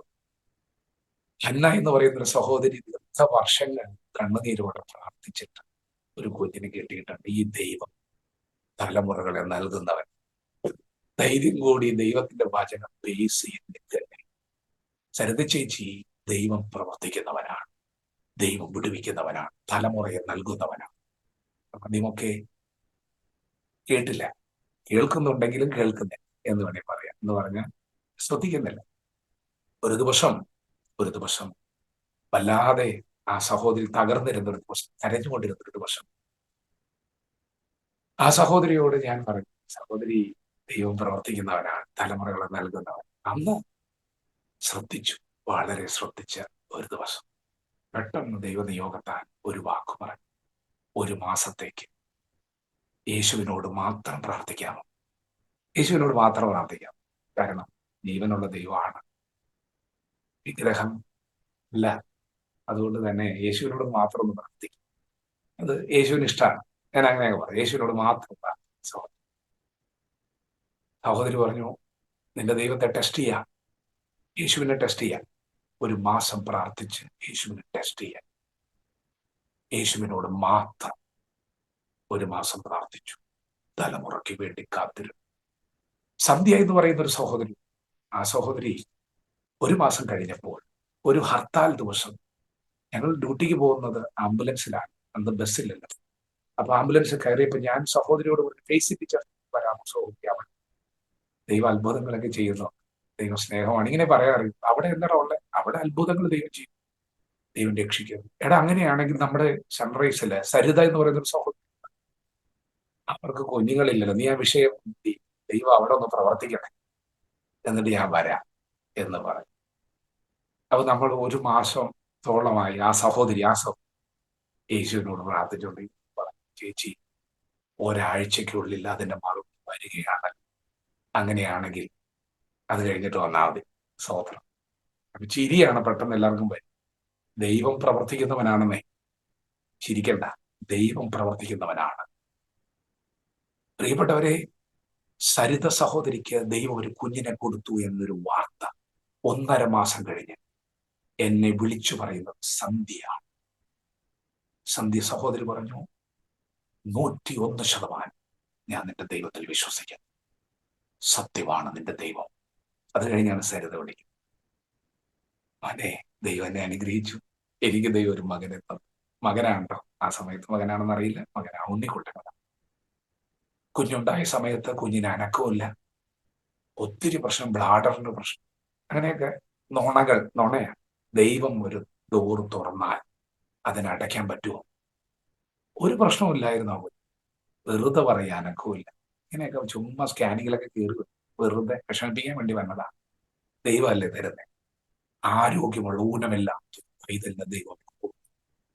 ദൈവം എന്നോട് പറഞ്ഞു, ഞാൻ സർജനാണ്, ഞാൻ അത്ഭുതങ്ങളുടെ ദൈവമാണ്. അങ്ങനെ സൺറൈസിൽ നിന്ന് ഞാൻ പിന്നെ മസ്കറ്റിലേക്ക് യാത്ര തിരിച്ചു. അവിടെ എനിക്ക് 2 വർഷമാണ് അവിടെ ജോബ് സ്റ്റോപ്പ്. അതിന് വന്നൊരു സാഹചര്യമുണ്ട്. ഞങ്ങളുടെ ഹോസ്പിറ്റലിൽ ജോലി ചെയ്യുമ്പോൾ ഞങ്ങളുടെ ഡോക്ടർ 2 പേരാണ് ഞങ്ങൾ ഒരുമിച്ചാണ്. 2 പേര് OP വിളിച്ചിട്ട് പറഞ്ഞു, നിങ്ങൾ ഒരാളെ ദുബായിലേക്ക് ഞാൻ കൊണ്ടുപോകാം, അവിടെ നമുക്കൊരു ഹോസ്പിറ്റൽ, ഒരാളെ കൊണ്ടുപോകാൻ പറ്റും, ആരാന്ന് നിങ്ങൾ തീരുമാനിച്ചോളാം. എന്റെ സഹോദരൻ പറഞ്ഞു, ഞാൻ പോട്ടെ എന്ന് പറഞ്ഞു, കാരണം നമ്മൾ കുടുംബസ്ഥനാണ്. ഞാൻ പറഞ്ഞു, അവൻ സീനിയറാണ്, അവൻ പോട്ടെ. സാറ് പറഞ്ഞു, അങ്ങനെ തർക്കിക്കണ്ട, ഞാൻ കോയിൻ എടുത്ത് ടോസ് ചെയ്യാൻ. അങ്ങനെ ഹെഡും ടെയിലൊക്കെ ടോസ് ചെയ്തു. അപ്പൊ ടെയിൽ അവന് വീണു. അപ്പൊ പറഞ്ഞു, സഹോദരൻ പോട്ടെ, ടെയിൽ വീണല്ലോ, സഹോദരൻ പോട്ടെ എന്ന് പറഞ്ഞു. അപ്പൊ നമുക്ക് പ്രശ്നമില്ല, കാരണം നമുക്ക് ദൈവം ഉണ്ടല്ലോ, ദൈവമാണ് നമുക്ക് വേണ്ടി കരുതുന്നത്. അപ്പൊ നമുക്ക് അതിന് വറിയില്ല. പെട്ടെന്ന് പറഞ്ഞു, മോനെ, ഈ അനുഗ്രഹം എന്നൊക്കെ പറഞ്ഞു കഴിഞ്ഞാൽ അത് ദൈവം നമുക്ക് തരുന്നതാണ്, ദൈവം കൂടെ വേണം, എന്നാലാണ് ബ്ലെസ്സിങ്. അങ്ങനെ ഒരു വാക്ക് പറഞ്ഞു. അത് എനിക്ക് വിഷമായി. കാരണം നമ്മൾ ദൈവത്തെ ആരാധിക്കുമ്പോൾ, സത്യമാണ്, യേശു ക്രിസ്തു സത്യമാണ്, അങ്ങനെ ആരാധിച്ചുകൊണ്ടിരിക്കുമ്പോൾ ആ ഒരു വാക്ക് എനിക്കൊരു കുത്തലായി. അപ്പൊ ഞാൻ ജീവനുള്ള ദൈവത്തെ സേവിച്ചു മാത്രമേ. ദൈവം കൂടെ വേണം, അനുഗ്രഹമൊക്കെ വേണം, അതൊക്കെ ദൈവത്തിൽ നിന്ന് കിട്ടുന്നതാണ്. അപ്പൊ എനിക്ക് അനുഗ്രഹം കിട്ടാത്തത് പോലെ ഒരു കുത്തൽ പറഞ്ഞു. അത് ഞാനിങ്ങനെ വിഷമിച്ചറിയാം, എന്റെ ദൈവം അങ്ങനെയാണ് വേണം എന്നൊരു വാശിയാണോ എന്നറിയില്ല, ഇങ്ങനെ ഒരു വർത്താനം എൻ്റെ ഉള്ളിലുണ്ടായി. വീട്ടിലേക്ക് ചെന്നപ്പോ എൻ്റെ ഭാര്യ ഒരു വചനവുമായിട്ട് നിൽക്കുക. അവൾക്കൊരു വചനം ദൈവം കൊടുത്തു. വചനം ഇതാണ്, ഞാൻ നിനക്ക് മുമ്പായി എൻ്റെ ദൂതനെ അയച്ചു, അവൻ നിനക്ക് വേണ്ടി വഴിയൊരു. അപ്പൊ ഉറപ്പിച്ചു, ദൈവം എനിക്ക് വേണ്ടി വഴിയൊരുക്കാൻ ദൂതനെ വിട്ട മനുഷ്യരാരും അല്ല. നിങ്ങൾ ഈ വചനത്തെ അങ്ങനെ തന്നെ വിശ്വസിക്കണം, ഈ വചനത്തെ അങ്ങനെ തന്നെ വിശ്വസിക്കണം. ഈ വചനത്തിന്റെ ആക്ടിന് വേണ്ടി കാത്തിരിക്കണം. ദൂതനാണ് പുറപ്പെടുന്നതെങ്കിൽ ദൂതൻ എന്ത് ചെയ്യുമെന്ന് നിങ്ങൾ ക്ഷമയോടെ കാത്തിരിക്കും.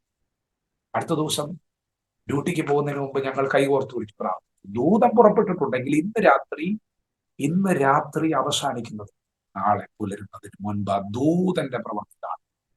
കൈകോർത്ത് പിടിച്ച് പ്രാർത്ഥിച്ചു കഴിഞ്ഞപ്പോൾ അന്ന് അവിടെ വിസിറ്റിങ്ങിന് വന്ന ഒരു അനസ്തീഷ്യ ഡോക്ടർ എന്നോട് ചോദിച്ചു, നീ ജോലിക്ക് പുറത്തേക്കൊക്കെ നോക്കുന്നുണ്ടോ? മസ്കറ്റിൽ ഒരു ഒഴിവുണ്ട്, നീ നോക്കുന്നുണ്ടോ എന്ന് ചോദിച്ചു.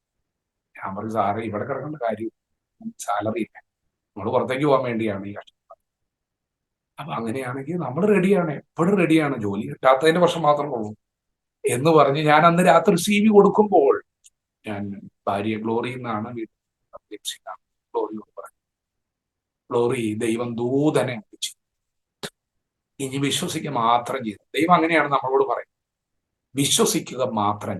എല്ലാം ഒത്തു വന്നിട്ട് പിന്നെ അതിന് വിശ്വാസം എന്ന് വിളിക്കേണ്ട കാര്യമില്ല.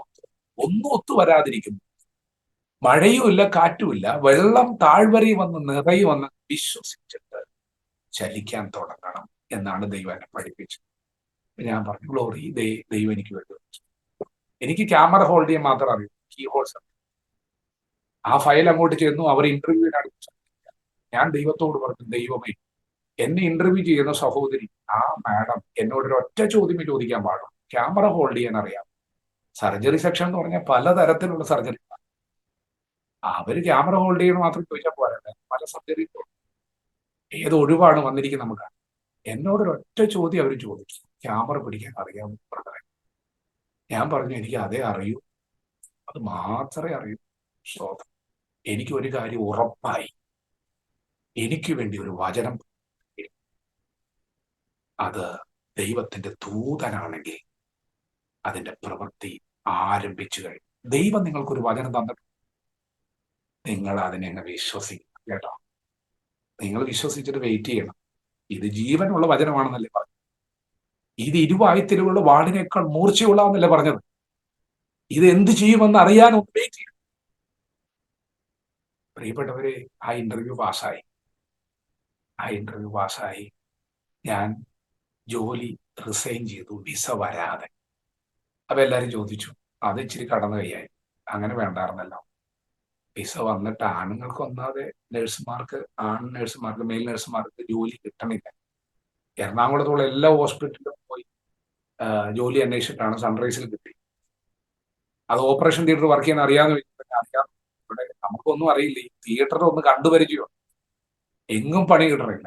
അങ്ങനെ കയറിയതാണ് അവിടെ. ദൈവത്തിന്റെ കൃപയാൽ അവിടെ നിന്നു എന്നേ പറയാനോ. എന്നാൽ അങ്ങനെ വിസ വരാതെ നോക്കൂ പ്രിയപ്പെട്ടവരെ, ദൈവത്തിന്റെ ദൂതനാണ്. പലരും എന്നോട് ചോദിച്ചു, അത് ശരിയായില്ല, വിസ വരാതെ ചെയ്യാൻ പാടില്ല.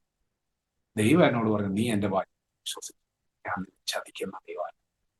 പ്രിയപ്പെട്ടവരെ, വിസ വന്നു കേട്ടോ, വിസ വന്നു. ഞാൻ ഫെബ്രുവരി ഒടുവിലത്തെ സമയമാണ് മസ്കറ്റിലേക്ക് പോകുന്നത്. ദൈവം അവിടെ ഒത്തിരി അത്ഭുതങ്ങളൊക്കെ ചെയ്തിട്ടുണ്ട്. ഒത്തിരി അത്ഭുതങ്ങൾ എൻ്റെ ജീവിതത്തിൽ ചെയ്തു. ഞാൻ ഇതിനു മുമ്പ് കുവൈറ്റിലേക്ക് പോകാൻ ആഗ്രഹിച്ച് എല്ലാ ഇന്റർവ്യൂവും കഴിഞ്ഞ് കണ്ണ് ടെസ്റ്റ് ചെയ്യാൻ വന്നു. ഞാൻ കളർ ബ്ലൈൻഡാണ്. ഡോക്ടർ പറഞ്ഞു, ഒരിക്കലും പുറത്തു പോകാൻ. വീണ്ടും 3 ഹോസ്പിറ്റലിൽ പോയി ടെസ്റ്റ് ചെയ്തപ്പോൾ വീണ്ടും കളർ ബ്ലൈൻഡാണ്, ഒരിക്കലും പുറത്തു പോകാൻ പറ്റും എന്ന് പറഞ്ഞു.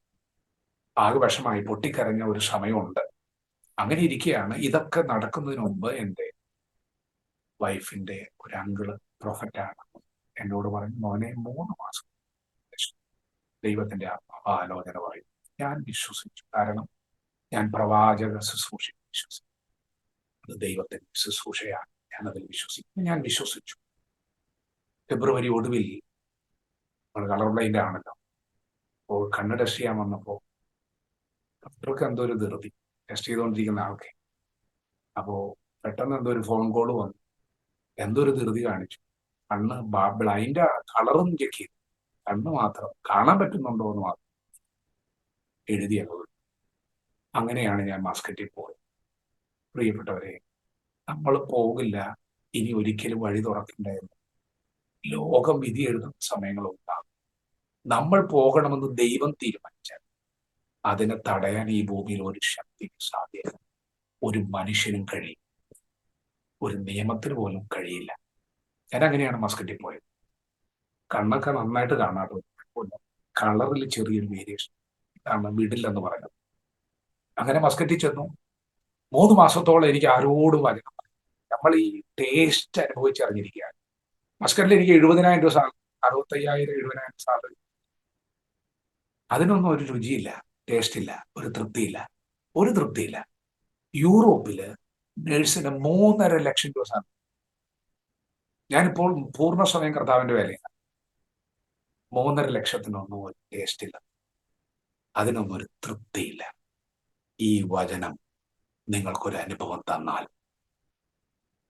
അതെല്ലാം താഴെ കിടക്കും, ഇത് മുകളിൽ നിൽക്കും. ഞാൻ എൻ്റെ ജീവിതമാണ് നിങ്ങളോട് പറയുന്നത്.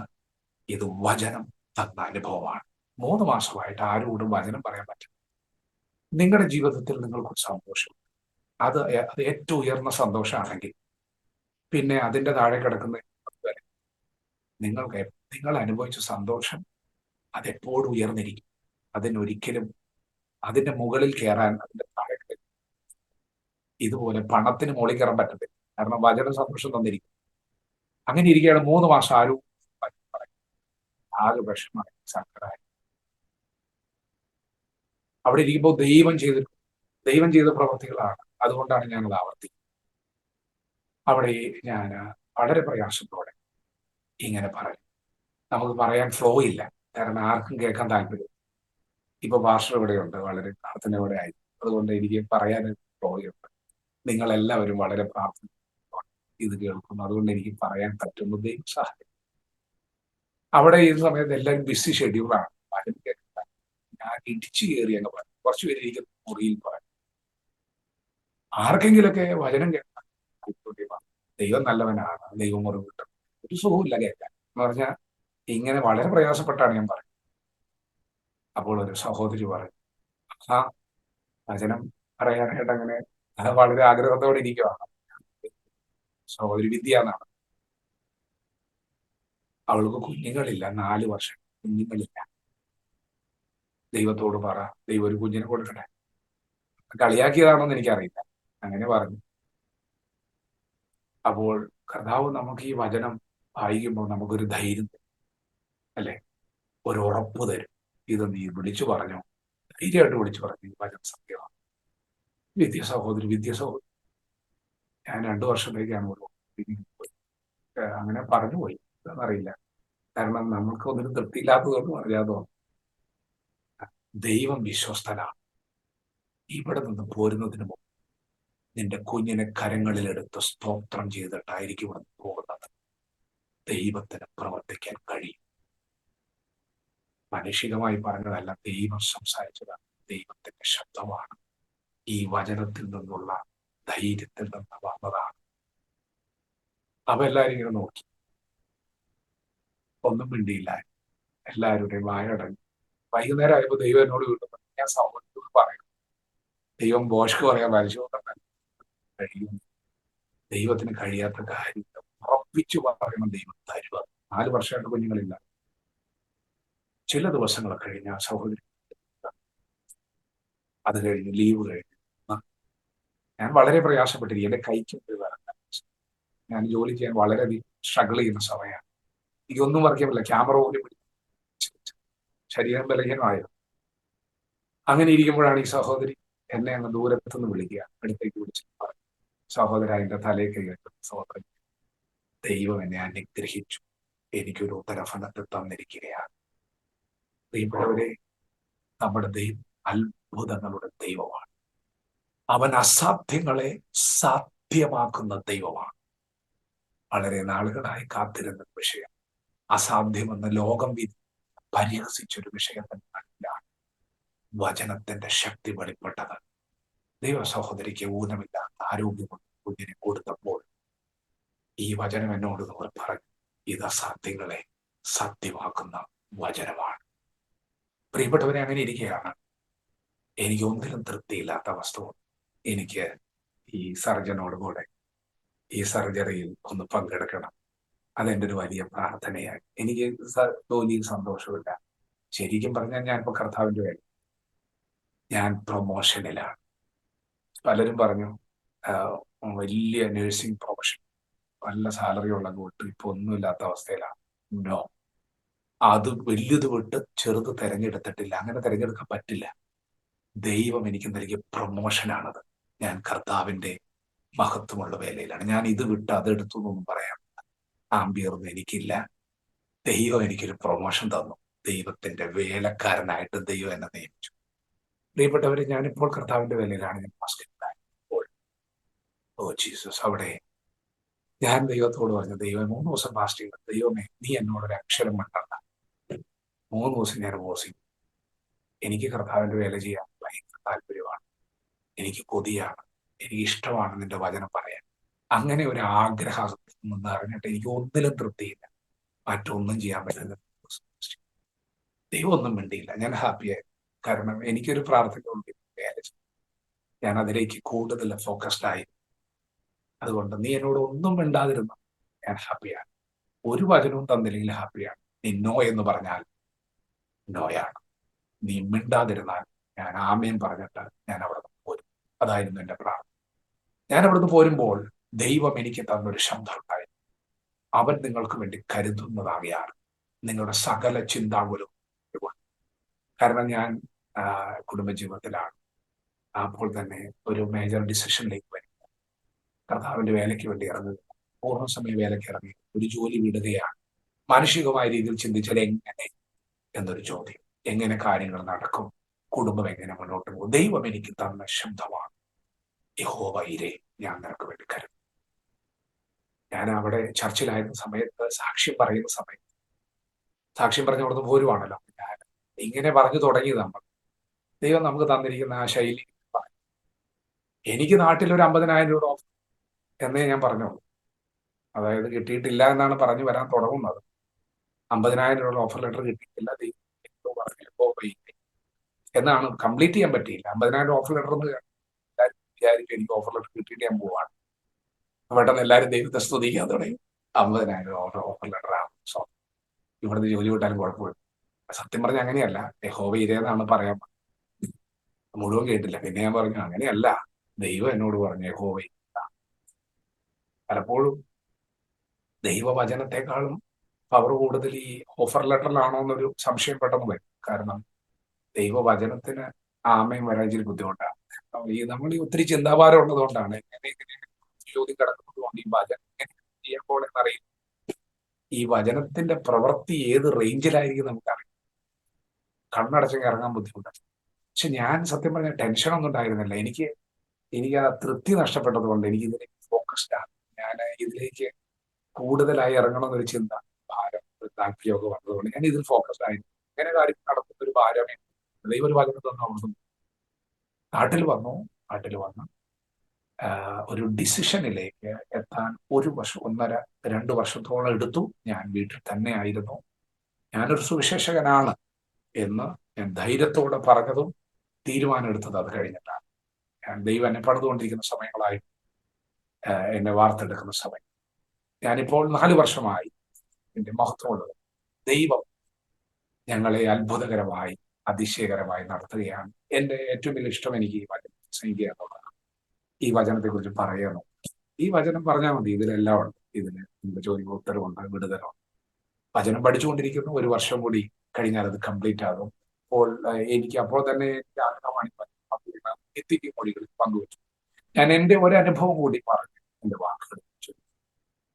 ഈ വേലയ്ക്ക് ഇറങ്ങിയപ്പോൾ നമ്മുടെ ദൈവം ഏലിയാവിനെ വേലയ്ക്ക് ഇറങ്ങിയപ്പോൾ ദേശത്ത് മുഴുവൻ ക്ഷാമമായി.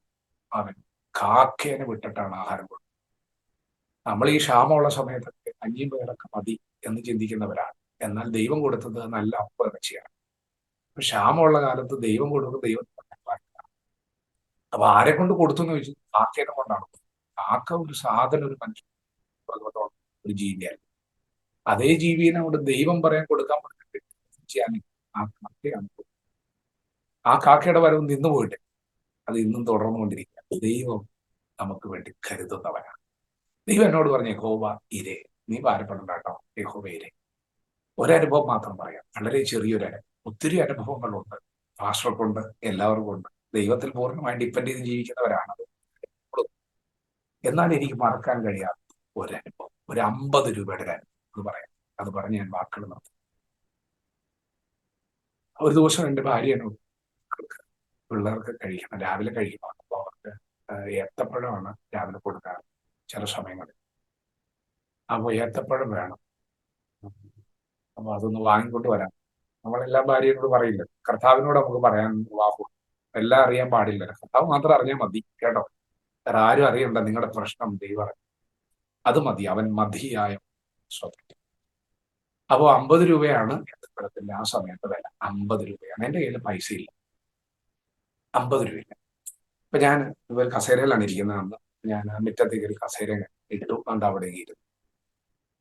എന്റെ ദൈവത്തോട് പറഞ്ഞു, ദൈവമേ സാധ്യമാക്കുന്ന വല്ലതാണ്. എൻ്റെ 2 വീലറിൽ പെട്രോളോ തിരുവാങ്കുളം എന്ന പട്ടണം, അതായത് അങ്ങോട്ട് പോയാൽ ടൗണിലേക്ക് പോയാൽ ഏത്തപ്പഴം കിട്ടും. 50 രൂപ എൻ്റെ കയ്യിലില്ല.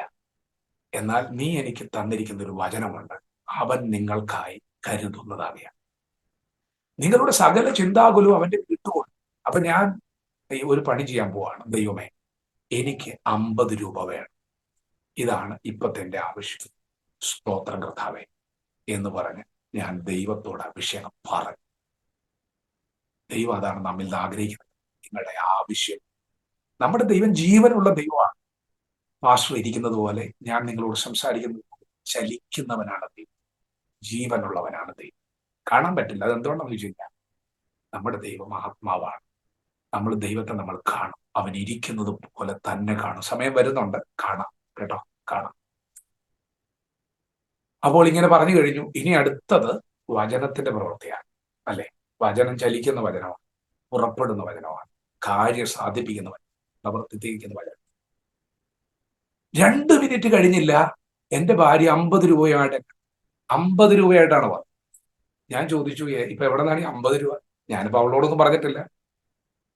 അപ്പോ അവള് പറഞ്ഞു, നമ്മുടെ വീട് ഒരു കോമ്പൗണ്ടാണ്, അവിടെ 5 കുടുംബങ്ങളുണ്ട്, നമ്മൾ കുടുംബക്കാരാണ്, അവിടെ ഇവിടേക്ക് ആയിരുന്നു. അപ്പൊ തൊട്ടു പുറകിൽ താമസിക്കുന്ന ആന്റി എന്റെ അപ്പയുടെ മൂത്ത പെങ്ങൾ, ആന്റിയാണ് 50 രൂപ. അപ്പൊ ഞാൻ ചോദിച്ചു, ആന്റിയോട് ചോദിക്കാൻ പറ്റും, ആന്റിക്ക് എന്തെങ്കിലും മേടിക്കാനാണോ എന്ന് ചോദിക്കാൻ പറഞ്ഞപ്പോഴത്തേക്ക് ആന്റി പറയുകയാണേ, 6 മാസങ്ങൾക്ക് മുമ്പ് നടന്നൊരു കാര്യം. ഞങ്ങൾ ഒരുമിച്ച് കാറിൽ യാത്ര ചെയ്തു.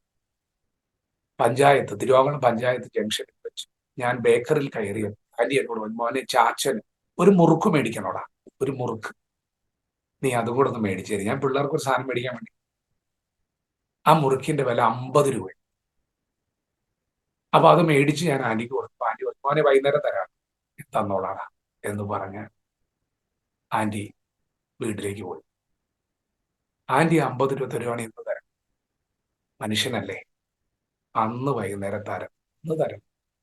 ഏറ്റവും കൂടുതൽ തരാൻ സാധ്യതയുള്ളത് അന്ന് തന്നെയാണ്, അല്ലെങ്കിൽ അടുത്ത ദിവസം രാവിലെ തരാം. ആന്റി എനിക്ക് ആ പൈസ തന്നില്ല, മറന്നുപോയതാണ് 50 രൂപ. പക്ഷെ ഞാൻ മുറ്റത്ത് കസേര കൊണ്ടുവന്നു. 6 മാസങ്ങൾക്ക് ശേഷം എന്റെ ഭാരം ഞാൻ ഇറക്കി വെച്ച് എനിക്ക് 50 രൂപ വേണമെന്ന് പറഞ്ഞപ്പോൾ ദൈവത്തിന്റെ ആത്മാവ് ഈ വചനത്തിലൂടെ ചലിക്കാൻ തുടങ്ങി. അപ്പോൾ തന്നെ 2 മിനിറ്റ് എടുത്തോളൂ. ആന്റിയുടെ അകത്തൊരു ഓർമ്മ കൊടുത്തു, ഒരു 50 കൊടുക്ക്, 50 രൂപ കൊടുക്ക്, ഇപ്പൊ കൊടുക്ക്, അന്ന് വൈകുന്നേരം കൊടുക്കണ്ട, അടുത്ത ദിവസം രാവിലെ കൊടുക്കണ്ട, ഞാൻ നിന്നെ അത് നിന്റെ മെമ്മറിയിൽ നിന്ന് എടുത്ത് കളഞ്ഞത് ഇന്ന് കൊടുക്കാൻ വേണ്ടി, ഇപ്പൊ കൊടുക്ക. ആ 50 രൂപ വന്നപ്പോൾ എനിക്ക് ഇന്ന് 3.5 ലക്ഷം രൂപ, അതിനേക്കാളും വിലയുണ്ട് ഈ 50. ദൈവം തരുന്നതാണേ, മരണം വരെ പറയാനുള്ളത്. അത്ര മധുരമാണ് ദൈവം നടത്തുന്ന വഴികൾ. ആ 50 രൂപ കൊണ്ട് ഞാൻ ആ പഴം മേടിച്ചു കൊടുക്കുമ്പോൾ കരഞ്ഞു, എന്റെ ദൈവമേ, നീ ഇങ്ങനെ അനുഭവങ്ങൾ തരുമല്ല. ഒത്തിരി അനുഭവങ്ങൾ എന്റെ ജീവിതത്തിൽ ദൈവം നടത്തുന്ന വഴികൾ, അത് വളരെ സന്തോഷത്തിലാണ്. ഞങ്ങൾ കർത്താവിന്റെ മഹത്വമുള്ള വേലയിലാണ്. ദൈവം ഞങ്ങളെ അത്ഭുതകരമായ അതിശയകരമായി ഇപ്പോൾ ഞങ്ങളായിരിക്കുന്നത് IPC വെട്ടിക്കൽ കുടുംബത്തോട് ചേർന്ന്, സഭയോട് ചേർന്ന് കർത്താവിന്റെ ആയിരിക്കുന്നു. ഞങ്ങളെ ഓർത്ത് പ്രാർത്ഥിക്കുക. തീർച്ചയായിട്ടും വളരെ വ്യത്യസ്തമായ ഒരു സാഹചര്യത്തിൽ ജീവിതം ആരംഭിച്ചു. ഒരു മീൻകാരൻ്റെ മകൻ എന്ന് നാമകരണം ചെയ്യപ്പെടത്തക്ക നിലയിൽ ഒരു മീൻകൊട്ടയുമായിട്ട് ഒരു പക്ഷെങ്കിൽ ജീവിതം തുടരേണ്ടുന്ന ഒരു വ്യക്തി, അല്ലെങ്കിൽ ഒരു വിക്കനായി ജീവിതം തുടരേണ്ടുന്ന ഒരു വ്യക്തി, അല്ലെങ്കിൽ സമൂഹത്തിൻ്റെ മുൻപിൽ അഭിമുഖീകരിക്കാൻ കഴിയാതെ ജീവിതം മതി എന്ന് വിചാരിച്ച് അവസാനിപ്പിക്കുവാൻ അതിനുള്ള വഴികൾ പ്ലാൻ ചെയ്ത വ്യക്തി എന്ന നിലയിൽ ലോകത്ത് എല്ലാ നിലയിലും അവഗണിക്കപ്പെടേണ്ടുന്ന സ്ഥാനത്ത് നിന്ന് പടിപടിയായി ദൈവത്തിൻ്റെ പദ്ധതിയിലേക്ക് ദൈവം അരിപ്പ കൊണ്ടെന്ന പോലെ അരിച്ചെടുത്ത് നമ്മുടെ ജന്മനാ ഉള്ള പാപവും പ്രവൃത്തികളാലുള്ള പാപവും നമ്മുടെ ചിന്താഗതികളിലും നമ്മുടെ ജീവിതത്തിലും കടിഞ്ഞുകൂടി എല്ലാ മലിനതകളെയും എല്ലാ പാപത്തിൻ്റെ അംശങ്ങളെയും അത് കഴുകിക്കളഞ്ഞ് അരിച്ചു കളഞ്ഞ് മേത്തരമായത് ശ്രേഷ്ഠമായത് ഒരരിപ്പയിൽ എങ്ങനെ ശേഖരിക്കുന്നു അതുപോലെ ശേഖരിച്ചെടുത്ത് കർത്താവിന് വേണ്ടി കർത്താവിൻ്റെ വചനം, നമ്മൾ എന്തെല്ലാം ഈ ഭൂമിയിൽ നമുക്കുണ്ടെന്ന് പറഞ്ഞാലും അതെല്ലാം ദൈവത്തിൻ്റെ വചനത്തിൻ്റെ കീഴെ മാത്രമാണ്. ഏറ്റവും മുകളിലിരിക്കുന്നത് ദൈവത്തിൻ്റെ വചനമാണ്. ആ ദൈവത്തിൻ്റെ വചനത്തിൻ്റെ പ്രസക്തി ഒരു വ്യക്തി രുചിച്ചറിയുമ്പോൾ അത് തേനിനേക്കാളും മധുരമുള്ളത്, തേൻ കട്ടയേക്കാളും മധുരമേറിയത്.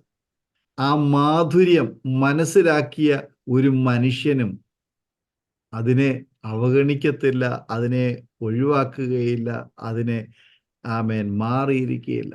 കാരണം നമ്മുടെ ജീവിതത്തിൽ ആ വചനമാണ് നമ്മളെ ജീവിപ്പിക്കുന്നത്. ദൈവത്തിൻ്റെ വചനം ജീവനും ചൈതന്യമുള്ളതും ഇരുവായ്ത്തലയുള്ള ഏത് വാളിനേക്കാളും മൂർച്ചയേറിയതും ആത്മാവിനെയും പ്രാണനെയും സന്ധിമജ്ജകളെയും വേർപിടിക്കും വരെ തുളച്ചു ചെല്ലുന്നതുമാകുന്ന ജീവനുള്ള ദൈവത്തിൻ്റെ വചനം.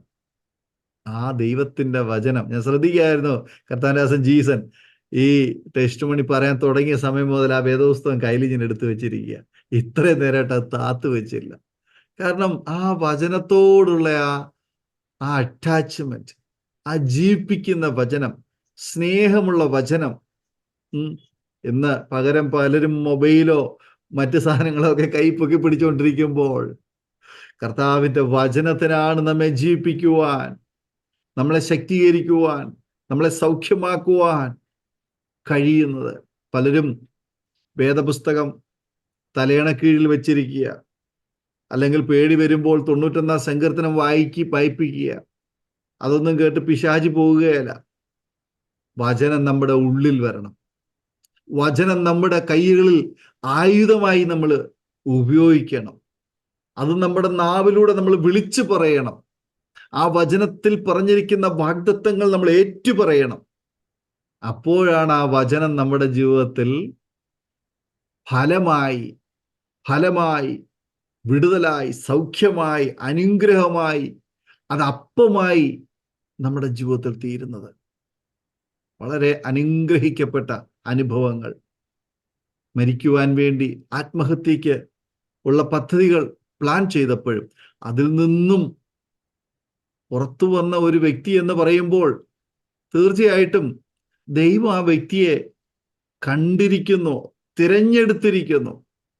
ലോകസ്ഥാപനത്തിന് മുന്നമേ അവൻ നമ്മെ കണ്ടിരിക്കുന്നു, തിരഞ്ഞെടുത്തിരിക്കുന്നു. അമ്മയുടെ ഗർഭത്തിൽ ഭിണ്ണാകാരമാകുന്നതിന് മുന്നമേ അവൻ നമ്മെ തിരഞ്ഞെടുത്തിരിക്കുന്നു. സകല സൃഷ്ടിക്ക് മുന്നമേ അവൻ്റെ ദൃഷ്ടിയിൽ, അവൻ്റെ കണ്ണിന് മുമ്പിൽ നാം ഉണ്ട്. ദൈവം തിരഞ്ഞെടുത്ത ഒരു വ്യക്തിയെ ആർക്കും നശിപ്പിക്കുവാൻ കഴിയത്തില്ല, ഒന്നിനും നശിപ്പിക്കുവാൻ കഴിയത്തില്ല. ആത്മഹത്യ ചെയ്യാൻ വിചാരിച്ചാലും നടക്കുകയല്ല, ഏത് പരിപാടിക്ക് അവൻ തുനിഞ്ഞാലും നടക്കുകയല്ല. പകരം എന്താണ് ദൈവം അവനെക്കുറിച്ച് ഉദ്ദേശിച്ചിരിക്കുന്നത് അത് അവൻ്റെ ജീവിതത്തിൽ വെളിപ്പെട്ടു വരുവാൻ വേണ്ടി പടിപടിയായി പല ശോധനകളിലൂടെയും പല പാതകളിലൂടെയും അവൻ കടന്നു പോകുമ്പോൾ നമ്മുടെ ജീവിതം ക്രമീകരിക്കപ്പെടുന്നു, ശുദ്ധീകരിക്കപ്പെടുന്നു, നാം തിരുത്തൽ ചെയ്യപ്പെടുന്നു എന്ന് തിരിച്ചറിയുമ്പോഴാണ് ശരിക്കും ദൈവം ആഗ്രഹിക്കുന്ന ആ പോയിന്റിൽ നമ്മൾ എത്തിച്ചേരുന്നു. പലപ്പോഴും ആ തിരിച്ചറിവാണ് പലരുടെയും ജീവിതത്തിൽ ലക്ഷ്യസ്ഥാനത്ത് എത്താൻ കഴിയാതെ കിടന്ന് കറങ്ങുക, കിടന്ന് വലയുക, അവിടത്തെ അന്നെ കിടന്ന് ചുറ്റിത്തിരിയെ എങ്ങും എത്തിച്ചേരുന്നില്ല, ഒന്നും സാധ്യമാകുന്നില്ല. ഞങ്ങളെ കേൾക്കുന്ന മാന്യ ശ്രോതാക്കളോട് ഞങ്ങൾക്ക് പറയാനുള്ളത്, ഈ വചനചിന്തകൾ, ഈ സാക്ഷ്യം തീർച്ചയായിട്ടും നിങ്ങളെ സ്വാധീനിക്കുവാൻ, നിങ്ങളെ സ്പർശിക്കുവാൻ ഇടയായിത്തീരുന്ന പര്യാപ്തമായ മാറ്റമില്ലാത്ത ദൈവത്തിന്റെ വചനമാണ്. ദൈവത്തിന്റെ വചനത്തെക്കുറിച്ച് വളരെ വ്യക്തമായി പ്രിയപ്പെട്ടവൻ പറഞ്ഞു.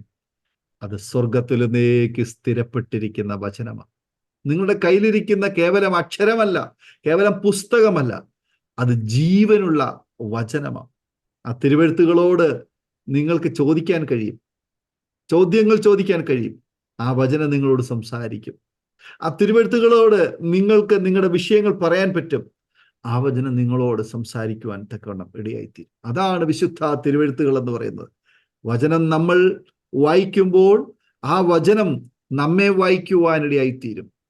ആ വചനത്തിലേക്ക് നാം നോക്കുമ്പോൾ സ്വർഗത്തിലെ ദൈവം നമ്മുടെ ഹൃദയത്തിലേക്ക് നോക്കുവാനിടയായിത്തീരും. നമ്മുടെ ഹൃദയത്തിലെ നല്ല ആഗ്രഹങ്ങളെ ദൈവം സാധിപ്പിച്ചു തരുവാനിടയായിത്തീരും. നിങ്ങൾ വിശ്വസിക്കൂ, യേശു നിങ്ങളെ സ്നേഹിക്കുന്നു. യേശുവിന് നിങ്ങളുടെ ജീവിതത്തിൽ ഒരു ഇടമുണ്ടോ? ഉണ്ടെങ്കിൽ ആ യേശു നിങ്ങളുടെ ജീവിതത്തിൽ വളരട്ടെ, വളരട്ടെ, പടർന്ന് പന്തലിക്കട്ടെ, പുതിയ തളിരുകൾ പുറപ്പെടുമാറാകട്ടെ.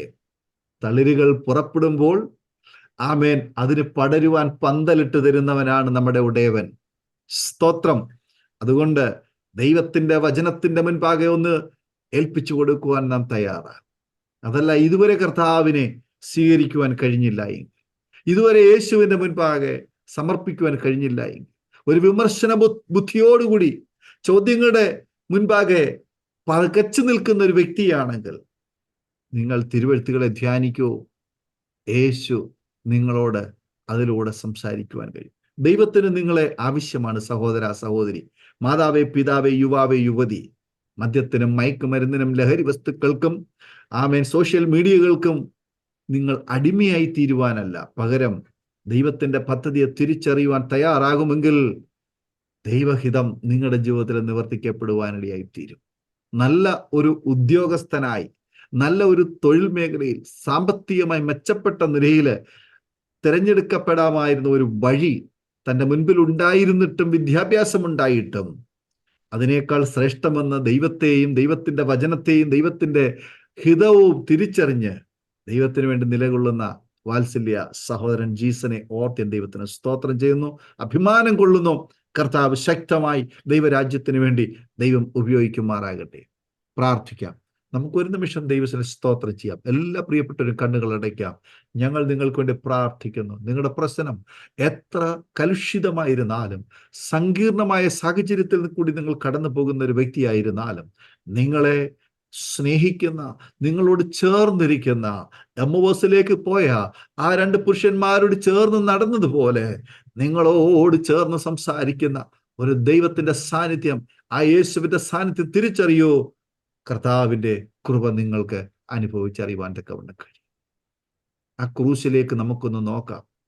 നമുക്ക് വേണ്ടി ആമേൻ തുളയ്ക്കപ്പെട്ട ആ കൈകാലുകളിലേക്ക്, ആ ശിരസ്സിലേക്ക്, ആ ദേഹത്തേക്ക് നമുക്കൊന്ന് നോക്കാം. എന്തിനു വേണ്ടി? ആർക്ക് വേണ്ടി? നമുക്ക് വേണ്ടി. നാം മരിക്കേണ്ടുന്ന സ്ഥാനത്ത്, പാപികളായി നാം എണ്ണപ്പെട്ട സ്ഥാനത്ത് യേശു നമുക്ക് വേണ്ടി പാപയാഗമായി, ഏകയാഗമായി എന്നേക്കും നമുക്ക് വേണ്ടി ഏൽപ്പിച്ചു കൊടുത്തു. ആ പുത്രന്റെ രക്തത്താലും വചനത്താലും ശരീരത്താലും ജീവനാലും നമുക്ക് നൽകപ്പെട്ടതായ ആ ജീവൻ സമൃദ്ധിയായ ജീവൻ, കർത്താവ് നമുക്ക് ഈ ഭൂമിയിൽ വന്നത് ജീവനെ തരുവാനല്ല, സമൃദ്ധിയായ ജീവനെ തരുവാൻ. സമൃദ്ധിയായ ജീവനെ തരുവാൻ സ്തോത്രം. കർത്താവ് വന്നു. ഇന്ന് ആത്മീയമായി ക്ഷീണിച്ചിരിക്കുന്ന ഒരു വ്യക്തിയാണോ നിങ്ങൾ? ആത്മീയമായി തളർന്നിരിക്കുന്ന ഒരു വ്യക്തിയാണോ? നിങ്ങളെ സമൃദ്ധിയിലേക്ക്, ആത്മീയ സമൃദ്ധിയിലേക്ക് കർത്താവ് കൊണ്ടുവരുവാൻ ആഗ്രഹിക്കുന്നു. നാം ഒരുമിച്ച് സ്തോത്രം ചെയ്ത് പ്രാർത്ഥിക്കുമ്പോൾ അരോമ ടിവിയിലെ പ്രേക്ഷകർക്ക് വേണ്ടി ആമേൻ അവരെ അനുഗ്രഹിച്ച് കർത്താവിന്റെ ദാസൻ ജീസൻ ഒരു വാക്കിൽ പ്രാർത്ഥനയിൽ നമ്മെ സഹായിക്കും. പ്രാർത്ഥിക്കും. ഹല്ലേലൂയ. സ്തോത്രം. നമുക്ക് ദൈവസന്നിധിയിൽ കണ്ണുകളെ അടയ്ക്കാം. പരിശുദ്ധനായ ദൈവമേ, പിതാവേ, അനുഗ്രഹിക്കപ്പെട്ട പകലിനായി ഞങ്ങൾ വീണ്ടും അങ്ങയെ സ്തുതിക്കുന്നു. ദൈവമേ, അവിടുത്തെ പാദപീഠത്തെങ്കിൽ അവിടുത്തെ നിർമ്മല വചനങ്ങളെ ധ്യാനിക്കുവാൻ, അവിടുന്ന് ഞങ്ങളുടെ ജീവിതത്തിൽ ചെയ്ത അത്ഭുത പ്രവൃത്തികളെ വീണ്ടും കേൾക്കുവാൻ ദൈവം ഞങ്ങൾക്ക് ഒരുക്കിയ നല്ല നിമിഷത്തിനായി സ്തോത്രം. ദൈവമേ, അരോമ ടിവിയുടെ പുറകിൽ പ്രവർത്തിക്കുന്ന അങ്ങയുടെ ദാസനെ കുടുംബമായി അവിടുത്തെ കരങ്ങളിൽ സമർപ്പിക്കുന്നു. ഇതിന്റെ പുറകിൽ പ്രവർത്തിക്കുന്ന എല്ലാ പ്രിയപ്പെട്ടവരെയും ഇതിന്റെ പ്രവർത്തനങ്ങളെ സ്വർഗം അനുഗ്രഹിക്കണം. ദൈവത്തിന്റെ വലിയ സാന്നിധ്യം ഈ ശുശ്രൂഷകൾ ഉടനീളം വെളിപ്പെട്ടു. ദൈവമേ, വളരെ പ്രാർത്ഥനയോടെ ദൈവമേ എന്നോട് സംസാരിക്കണം എന്ന വലിയ വാഞ്ചയോടെ ഈ മീറ്റിംഗിലായിരിക്കുന്ന എല്ലാ പ്രിയപ്പെട്ടവർക്കും വേണ്ടിയായിട്ട് പ്രാർത്ഥിക്കും. ദൈവം അവരുടെ ഹൃദയങ്ങളെ അറിയുന്നവനാണ്. ഹൃദയം നുറുങ്ങിയവർക്ക് സമീപസ്ഥനാണ്. ദൈവമേ, അസാധ്യമായ പല വിഷയങ്ങളുടെയും നടുവിലൂടെ ഇന്ന് പകൽക്കാലം കടന്നു പോകുന്ന വ്യക്തി ജീവിതങ്ങളുണ്ട് കർത്താവേ. അവിടുന്ന് ഇന്ന് പകൽക്കാലം അങ്ങയുടെ കരുണയുടെ കരം നീട്ടി ഈ പ്രിയ ജനത്തോട് മനസ്സലിഞ്ഞ് അവരെ വിടുവിക്കണമെന്ന് അടിയൻ പ്രാർത്ഥിക്കുന്നു. ജീവനും ചൈതന്യവുമുള്ള വചനമനുസരിച്ച് അങ്ങയുടെ മക്കളെ അവിടുന്ന് വിടുവിക്കണമെന്ന് അടിയൻ പ്രാർത്ഥിക്കുന്നു. ആശ്വസിപ്പിക്കുന്ന വചനം, ജീവിപ്പിക്കുന്ന വചനം, ശക്തി നൽകുന്ന വചനം, വിടുവിക്കുന്ന വചനം ഇന്ന് പകൽ ശക്തിയോടെ വെളിപ്പെട്ടു വരുവാൻ അടിയൻ പ്രാർത്ഥിക്കുന്നു. നിരാശയോടെ പ്രതീക്ഷയറ്റ അസ്തമിച്ച് ആരെങ്കിലും ഇന്ന് പകൽ ഈ വചനം കേട്ടിട്ടുണ്ടെങ്കിൽ അവരുടെ ജീവിതത്തിലെല്ലാം ഈ വചനം ശക്തിയോടെ ചൈതന്യത്തോടെ വെളിപ്പെട്ടു വരുവാൻ അടിയൻ പ്രാർത്ഥിക്കും.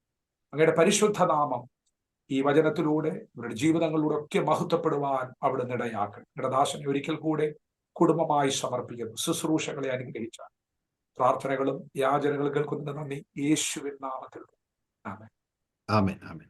താങ്ക് യു കർത്തൻദാസൻ ജീസൻ പി കെ. അനുഗ്രഹീതമായ ജീവിതാനുഭവവും സാക്ഷ്യവും വചനചിന്തകളും അരോമാ ടിവിയിലെ പ്രേക്ഷകരോടൊപ്പം പറയുന്നതിന് സമയം വേർതിരിച്ചതിന് കർത്താവിൻ്റെ ദാസനുള്ളതായ നന്ദിയും സ്നേഹവും അറിയിക്കുന്നു. ദൈവം ധാരാളമായി അനുഗ്രഹിക്കുമാറാകട്ടെ. ഇത്രത്തോളം സമയം ഞങ്ങളെ ശ്രവിച്ചുകൊണ്ടിരുന്ന മാന്യ ശ്രോതാക്കളോട് ഞങ്ങൾക്ക് പറയാനുള്ളത്, ഈ സന്ദേശം നിങ്ങൾക്ക് അനുഗ്രഹമായി തീർന്നുവെങ്കിൽ നിങ്ങളുടെ സുഹൃത്തുക്കൾക്ക് നിങ്ങൾ ഷെയർ ചെയ്ത് കൊടുക്കുക. അവരും കേൾക്കട്ടെ, അനുഗ്രഹിക്കട്ടെ. ദൈവനാമം അതിലൂടെ മഹിമപ്പെടുവാൻ മുഖാന്തരമായി തീരുമല്ലോ. നിങ്ങൾക്കൊരു പ്രാർത്ഥനാ വിഷയമുണ്ടെങ്കിൽ, ഞങ്ങളുമായി ബന്ധപ്പെടുവാൻ ആഗ്രഹിക്കുന്നെങ്കിൽ, സ്ക്രീനിൽ കാണുന്ന നമ്പറിൽ ഇന്ന് തന്നെ ഞങ്ങളെ വിളിക്കുക, വാട്സപ്പിൽ മെസ്സേജ് അയക്കുക. കർത്താവ് നമ്മെ സഹായിക്കുമാറാകട്ടെ. വീണ്ടും അനുഗ്രഹിക്കപ്പെട്ട ഒരു സാക്ഷ്യവുമായി കണ്ടുമുട്ടുന്നത് വരെ എല്ലാവർക്കും good bye. God bless you all. ഓർമ്മയുടെ മനോരഥത്തിൽ മായാത്ത ഓർമ്മയ്ക്കായി അരോമ മാട്രിമോണിയിൽ നിന്നും ജീവിത പങ്കാളിയെ കണ്ടെത്തൂ. നിങ്ങൾ ഒരു ക്രിസ്തീയ ജീവിത പങ്കാളിയെ അന്വേഷിക്കുകയാണോ? അതോ മക്കൾക്ക് അനുയോജ്യമായ ഒരു തക്ക തുണയ്ക്കു വേണ്ടി പ്രാർത്ഥിക്കുന്ന വ്യക്തിയാണോ? എങ്കിൽ അരോമ മാട്രിമോണി നിങ്ങൾക്ക് വേണ്ടിയാണ്. ഇന്നു തന്നെ സൗജന്യമായി രജിസ്റ്റർ ചെയ്യൂ. അരോമ മാട്രിമോണിയുടെ പ്രത്യേകതകൾ: രജിസ്ട്രേഷൻ തികച്ചും സൗജന്യം. ലോകത്തെവിടെയുമുള്ള അനുയോജ്യമായ ക്രിസ്തീയ ജീവിത പങ്കാളിയെ തിരഞ്ഞെടുക്കാം. വിവാഹം നടക്കുന്നതുവരെ സർവീസ് ലഭിക്കുന്നു. ഏറ്റവും ചെറിയ പാക്കേജുകളും തിരഞ്ഞെടുക്കാം. അരോമ മാട്രിമോണി നിങ്ങൾക്കായി ഒരുക്കുന്നു വിവാഹം പരമാനന്ദം. Email aroma matrimony2020@gmail.com